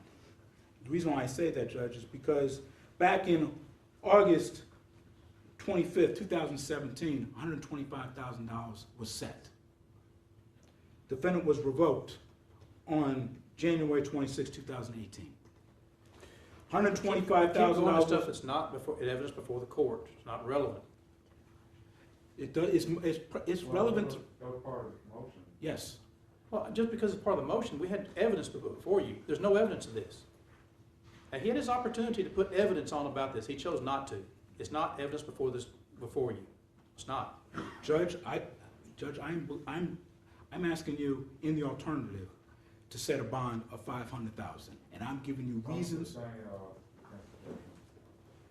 You sustain his objection? Yes, sir. I believe that $125,000 is not appropriate. It's not sufficient. It hasn't been sufficient in the past. And there's no reason to believe, for this court to believe, that it's going to be sufficient now. $500,000 bond might not be appropriate either. It might not be sufficient. We can take everything that we know about this defendant and do the best that we can. We asked for a $500,000 bond be set in this case, if the judge is inclined. We asked him his bond to be revoked, $125,000 be revoked, and that the bond of $500,000 be admitted.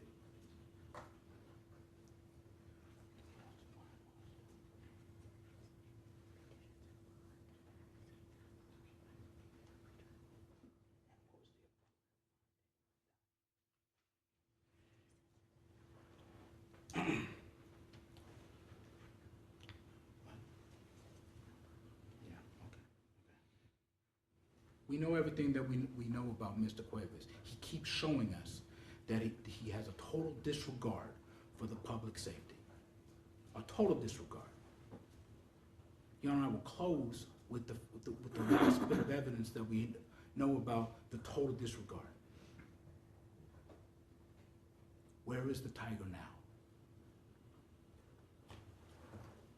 There are members of the community who don't know where it is. We have children in our neighborhoods who they saw the tiger on television. We don't know where that is now. All we know is that this defendant took that tiger away and has it in his ability to let people know where it is.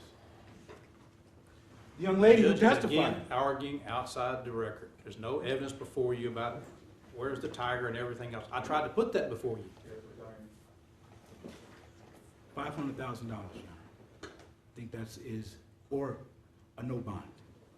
And we get on down the road with the trial. Thank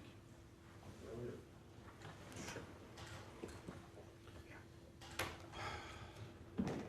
It's kind of a head scratcher where to even start on this one, Judge. 17.15 the Code of Criminal Procedure deals with the rules for fixing the amount of bail. The bail's fixed already. It's set at 125. Those are the factors that the magistrate setting the bail takes into consideration. That's already been done. 1701 says the definition of bail is a security given by the accused that he will appear and answer before the proper court the accusation brought against him and includes a bail or personal bond. It's to ensure his appearances. He's been here for more than 3 years, getting close to 4 years, and has showed up each and every single time he's supposed to be here. He's been here. He's never absconded. He's never ran from anything, including this case.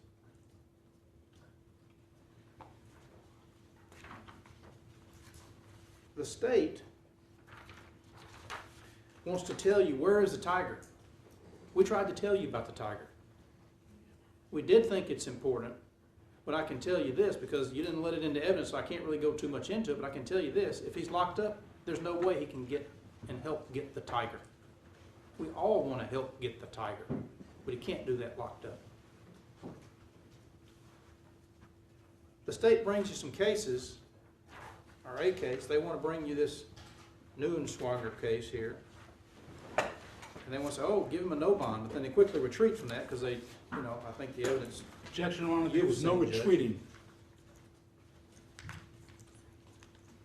The evidence is before you, Judge. There's nothing to suggest that's supported by evidence or law. And the case he cites is correct, and when there are occasions when they notice the defendant and they proceed in this manner, they can do it. And they're talking about the second requirement here is that there must be substantial evidence of the defendant's guilt for the felony. And I'll lead into that in a minute. And these things don't happen in a vacuum, Judge. That means what we're here for is this Harris County case. That's what we're here for. Is there substantial evidence before you? Because the bail's already been set. And now we're figuring out, is it going to be revoked or not? But the amount's already been set. We're trying to figure out, is there substantial evidence in the Harris County case to show defendant's guilt? And so let's go back and kind of look at that for a minute, keeping in mind that 1701 it tells us, it's black and white. Bail is a security given by the accused that he will appear and answer before the proper court the accusation against him and includes a bail or personal bond. So let's look for a minute at what the evidence is. And I think before we can even start down that road, you know, I tried to talk about it, and of course, it's the state's burden, but the officers that come in here, no one wanted to talk about it because there is no evidence of it.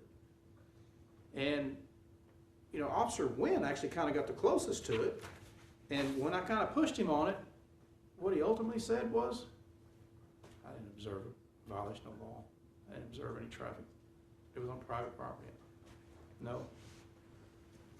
And I went back there and thanked him for being honest. And I do thank him for coming in here, and when, you know, I got him in the box a little bit, he said, no, you're right. That's an honest officer. They're not all like that. And we've seen evidence of contrary today.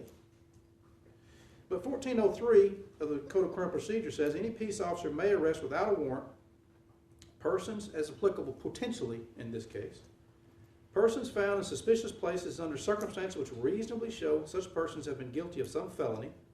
We arguably know that that's not the case. There was no suspicion of any felonies that were going on out there. At best, it was a Class C, at best. Violation of Title IX, family violence, we know it's not that. 42 chapter, we know it's not that. Breach of the peace, or offense under 4902, we know it's none of those. And we have some testimony about, well, maybe this is a breach of the peace. Well, the breach of the peace is a tiger. That's what we're talking about, is a tiger. And there's no cases that say a tiger is a breach of the peace. And there's no cases, I'm not sure there's a case anywhere in our jurisprudence ever that's talking about a tiger being a crime. And it's an ordinance violation. But they still have to have the authority in which they can arrest or try to detain somebody. And I know that the DA's office want to come up here and say, oh my goodness, yes, of course they can just stop people just because they have a suspicion about it, but they can't, because it still has to be as a suspicious place. And they brought you a couple cases that are traffic stops. I challenge them to bring you a case that says someone's residence is a suspicious place. Maybe it's out there. I've looked for it in the past, and I have never, ever found a case, ever, that says someone's home is a suspicious place, ever. And so these are the legal hurdles they have to get over, because 3804 says a person commits an offense if he intentionally flees from a person he knows is a peace officer or a federal special investigator attempting to lawfully to arrest or detain him. The officers, there's no offense within their presence or view, and they have no exception that fits the penal code. Officer Wynn says he never saw anything about a tiger. I mean, he heard there was one out there somewhere, but he had nothing to believe that the defendant had it. And that's all part of what they have to do. And this is not the scenario that we're used to, in which, and I talked to Officer Wynn about it. The cop pulls in behind somebody, turns their lights on, right behind them. It's easy to discern in that kind of scenario that the police are pulling you over. But that's not what we have here. We have a chaotic scene, all kind of things going on, and we have a cop pulls up from the video, you can look at it yourself, but stops somewhere back with the lights going. And the testimony from Officer Wynn was nobody, not one person in his presence or view told the defendant, you can't leave. So he leaves. This is the same thing as if you drive past on the road, so a cop sitting there on the side of the road with his lights on. How do you know it's meant for you and not the situation? This was the situation.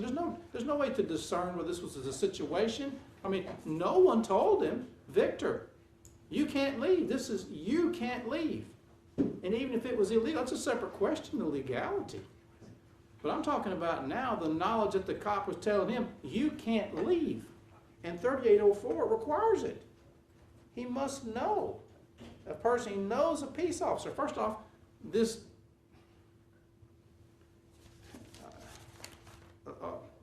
officer, I'll call him that, it's hard for the words to come out of my mouth, Marion. And the reason why the words are hard to come out of my mouth,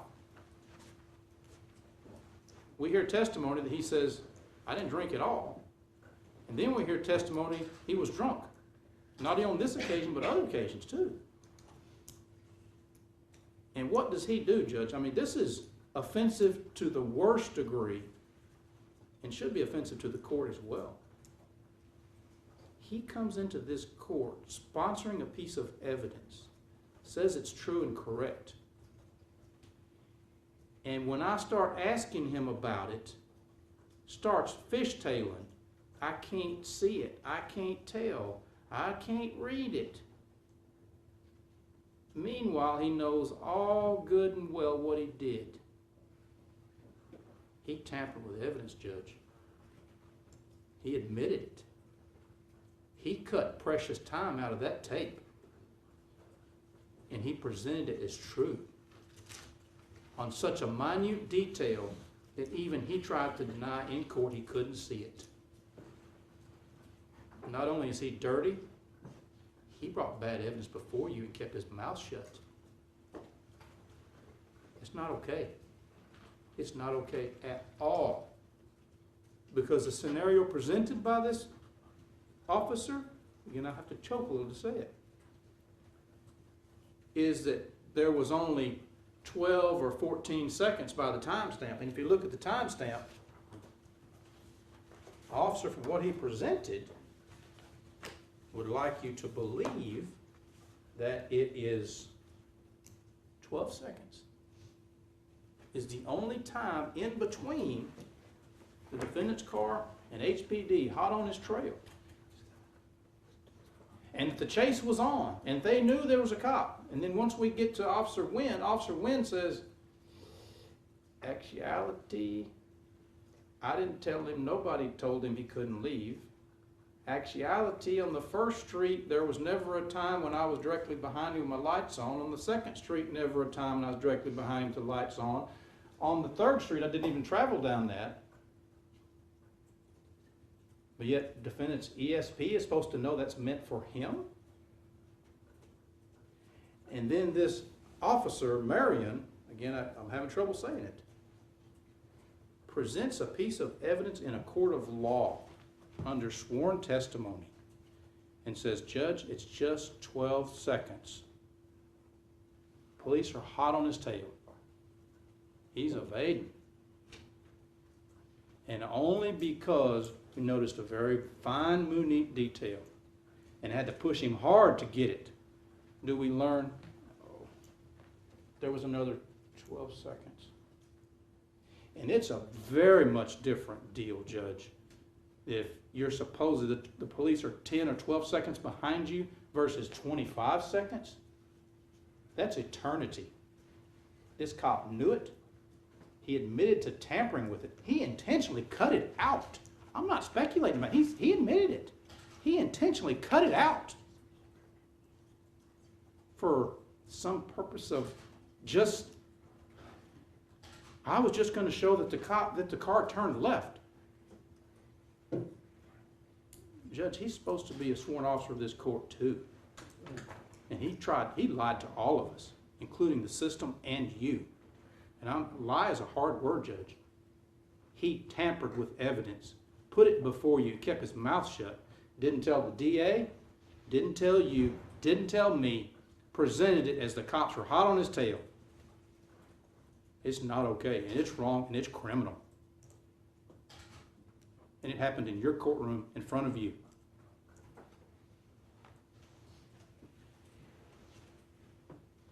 When you look at that, you see Victor Cuevas is long gone.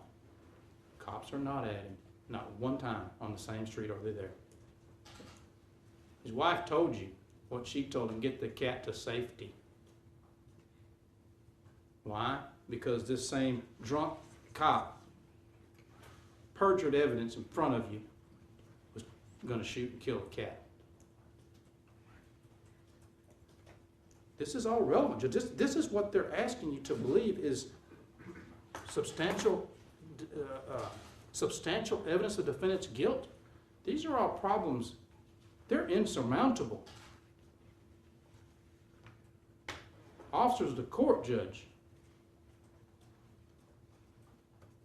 It's not okay.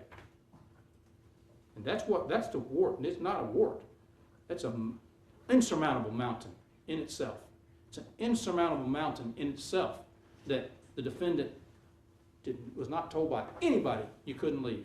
Insurmountable evidence that the cops were never following him with the red lights on. Never.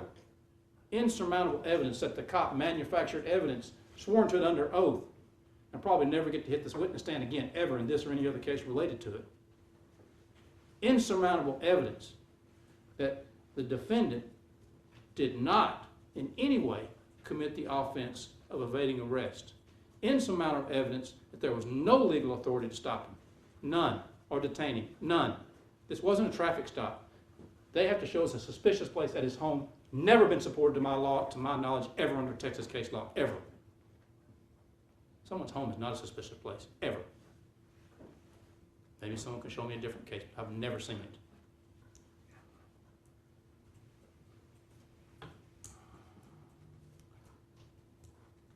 I know this case, Judge, is maybe the first case since you've been on the bench where you get to earn your money. And the pressure on you must be insurmountable. Your Honor, I'm going to object. It's an improper argument. The whole world is watching, Judge. Objection, Your Honor. You got to make a decision, Judge.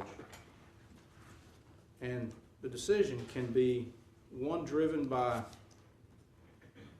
emotion, or it can be one driven by thoughts of what the public may be thought to think, or it can be driven by the law. And this particular case, Judge, what the state is asking you to do is set a bond at $500,000, which is tantamount basically to a no bond.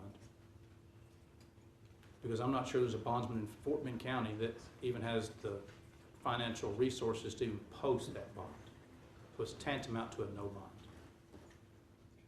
For a defendant that, yeah, maybe the evidence is showing he's a knucklehead, but he's not guilty of this alleged felony, which is really what you have to find in order to be able to lock him up for this. Fair game to put some more restrictions on it. Fair game to say you're going to be under a tighter curfew. Fair game to say I'm turning you over to your daddy's custody and I'm going to expect you to follow whatever curfew you want. That's all fair game. But they cannot, in this court or any other court, ever legally, I'm going to say as a matter of law under these facts, show this defendant is guilty of that evading arrest. Because on too many facets, it's plain on its face. They cannot. This fails on every facet. And not to mention now this extra twist of an officer that's now come in and confessed to you of tampering with evidence. It's serious, Judge, and it's in the middle of this. And it can't be extricated. And it's affront to justice. And yes, it's easy conceptually to say, oh, but look, Victor Cuevas, he's charged with murder, so therefore let's treat him differently. Let's just lock him up. But it's the same rules, Judge. It's the same rules that my kids, your kids, our friends and neighbors all enjoy in this country. That's what's great about this country. We still do have the presumption of innocence. And it's complicated. And nothing I can say about that. But the complication doesn't change the fact that whether you like Victor Cuevas or you don't, he's been to court every single time he's supposed to be. And whether you like Victor Cuevas or you don't, he's not guilty of this evading arrest. He's just not. On so many legal fronts, it's not even funny. So, Judge, at the end of all this, I got to go back again. I'm very impressed with Officer Wynn. He's a young officer. And, wow, He in a tough situation, ponied up and said what he needed to say because it was right. And he said, yeah, you're right. I didn't observe it. That took guts to do, but he did it. And you know, you're sitting there now going to make the decision, and it may not be easy for you to make either. But at the same time, we have this little book, a magic book, I like to call it. And it's got requirements. 1403's got a requirement, suspicious circumstances. You don't just pull people over just because you want to, and you don't just assume that people understand that in a scenario that lights are on, that means no one can leave. We don't make those assumptions, not legally, we don't. And we don't come in and tamper with evidence, and we don't come in and just make a bunch of assumptions. Victor Cuevas will stand trial for this case. There's some legal issues that still need to be taken care of before we get to that, and COVID unfortunately has put us on a year plus hold. That's nobody's fault. But it's just where we're at. So Judge, at the end of all this, you know, I'm asking you to leave his bond set where it is.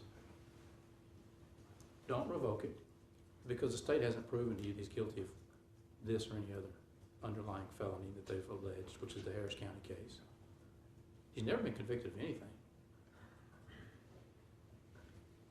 Modify it if you want to. That's reasonable. You've heard testimony of Dad as a good man. And it seems like there's a reasonable deduction from the testimony you've heard. He's a man of his word. If he says, I'm going to take custody of him and I'm going to watch him 24/7, that's what he means. He's willing to do it. Put it on him. Let him do it. There's nothing saying that if he steps does anything, you can just say, you know, you're now in my watch and you didn't do something I told you to do. That's not where we're at.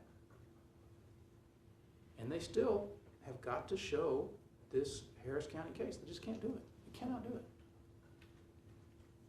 So I ask you, Judge, deny the motion, however, modify it as you see fit, the terms and conditions of his bond, put him in his daddy's custody, and let's go from there. I mean, we don't have debtor's prison, and that's what the state's asking you to do.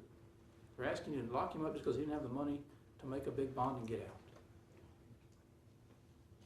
And it's no different than anybody else sitting here, less fortunate than probably a lot of us in this room that can't make the bail. 1701 tells us the purpose is to make sure they come to court. So modify the conditions. And that'll take care of this problem. Put him in the custody of his daddy, and that'll take care of this problem, Judge. I've got some, you have before you issues of psychological things that we still need to discuss, things that still need to be done, and then we'll get this case tried. COVID will ease up, it's easy. Objection, Your Honor. Improper argument. Second. Prosecutor talked about getting this set for trial immediately. We're not quite there. COVID's not over yet. It's easing up. We're going to get where we need to be. We'll get this case tried. Objection, Your Honor. Improper argument. His response, Judge. We'll get this case tried. So I ask you to deny the state's motion, however, modify it as you see fit. Thank you, Judge. Judge, I'm sorry. Good. Can I have a rebuttal? Sure, go ahead. And I apologize, Your Honor. Just a few things I want to hit on.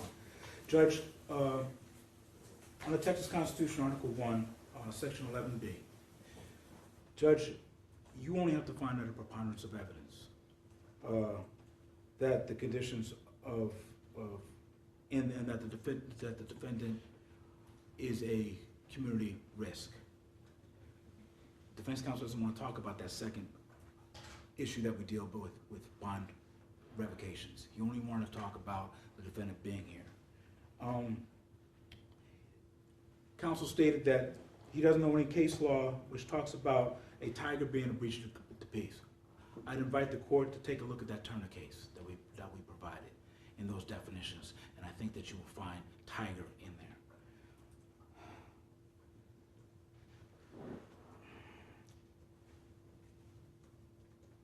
We also you have to look at the manner in which the defendant ran from the police officers that day.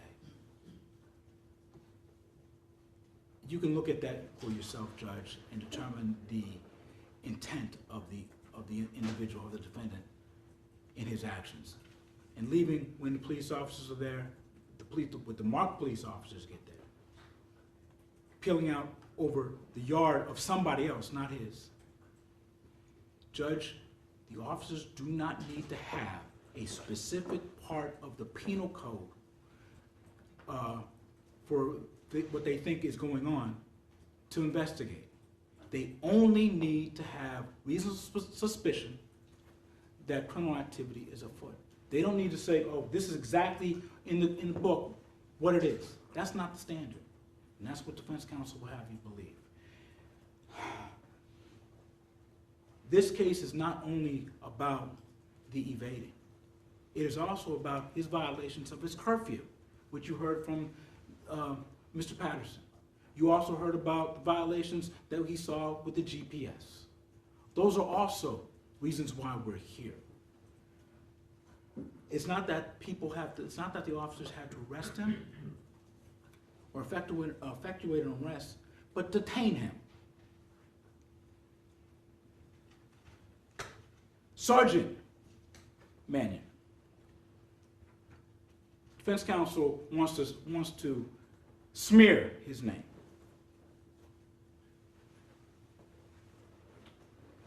Sergeant Mannion was a professional that night. He demonstrated control. He came out there and made sure that as a result of this defendant's irresponsibility with allowing that tiger to get out and roam in the neighborhood, Sergeant Mannion... Again, Judge, he's testifying to facts, not evidence. I wanted to go into that. You didn't let me do it. Sergeant Mannion controlled the situation.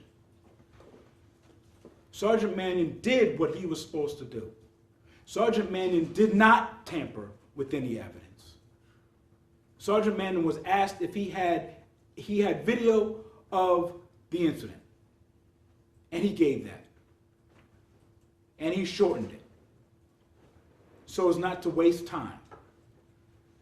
If Sergeant Mannion was so nefarious in his intent to tamper with evidence, all he would have to do is doctor that tape to make it look like that vehicle the police were right behind. Who would know? Who would argue? But that's not what he did. In fact, the video that Sergeant Mannion provided to this court shows exactly what happened. By the time the defendant's car turned the corner, here come the police. They weren't able to catch up to him. He successfully evaded them. Sergeant Mannion did not tamper with evidence. No matter how many times, he had no intent to hide anything from anybody.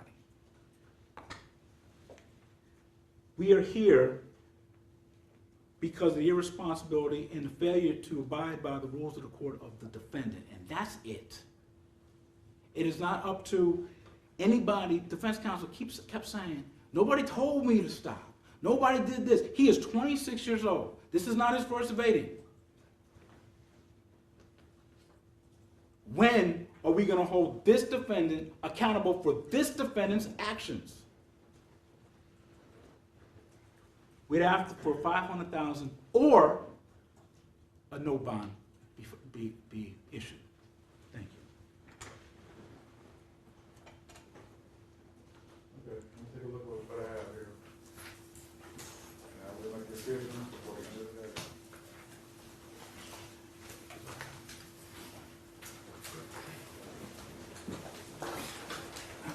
All right.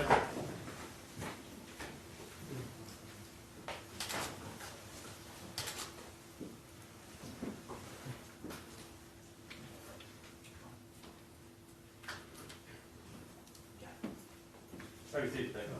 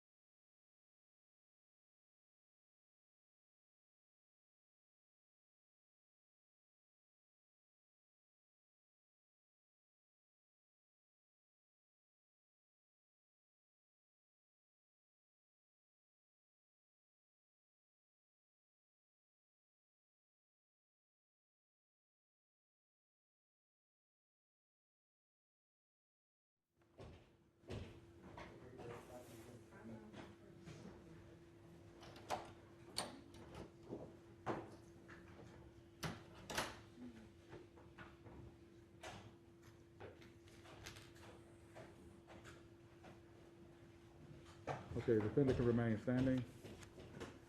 Mr. Cuevas, after listening to the arguments of counsel and the evidence and reviewing the law that applies to this case, I'm granting state's motion to revoke your bond. I'm setting your new bond at $300,000 with the same conditions that were in place before. So this time I'm remanding you to the custody of the Fort Bend County Sheriff's Department until you're able to make bond. Now we need to get a trial date. We need to get an order. I not see an order in the computer.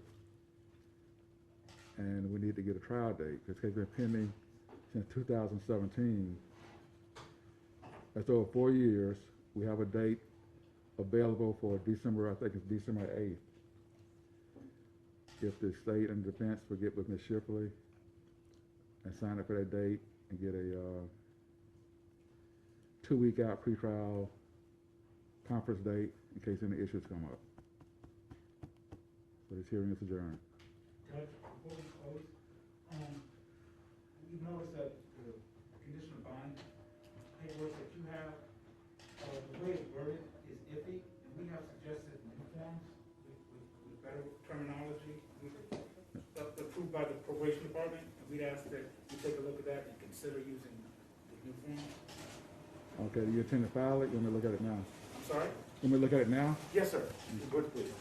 And I'll get a copy for the defense counsel. Judge, you mind if I take a look at it? I mean, it's not gonna make any difference today. Can I take a look at it more than just, like 3 minutes here, and I'll file something or let you know, get with counsel, let you know whether I've got any issues with it or not.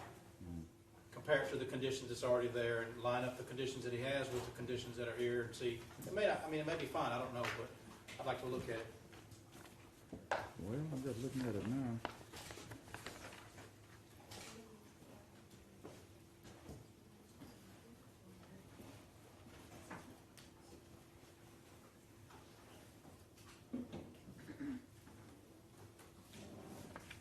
The only one that's like slightly different is number 9. I don't know if the other one had be confined to full house arrest,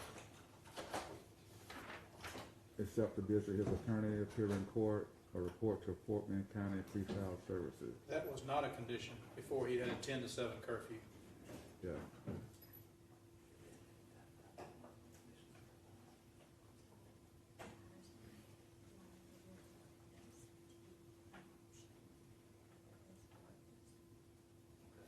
And I don't know what this, I can't remember, Judge, if there was any accommodations for the cost of the monitor before. No, I can't remember.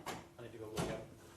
And again, Judge, it's just for your review, but Part 9, probation, pretrial, wanted to have an option of those 2 options below the number 9. That's what they prefer. I knew you had a curfew before. 10 to 7. Yeah. So, I don't know if I would approve the confined to full house arrest, just in case he does have employment.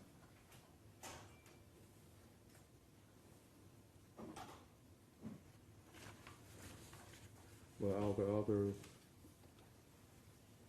in the passport, should not commit any new law violations. I don't think I saw that one. That's a good one there.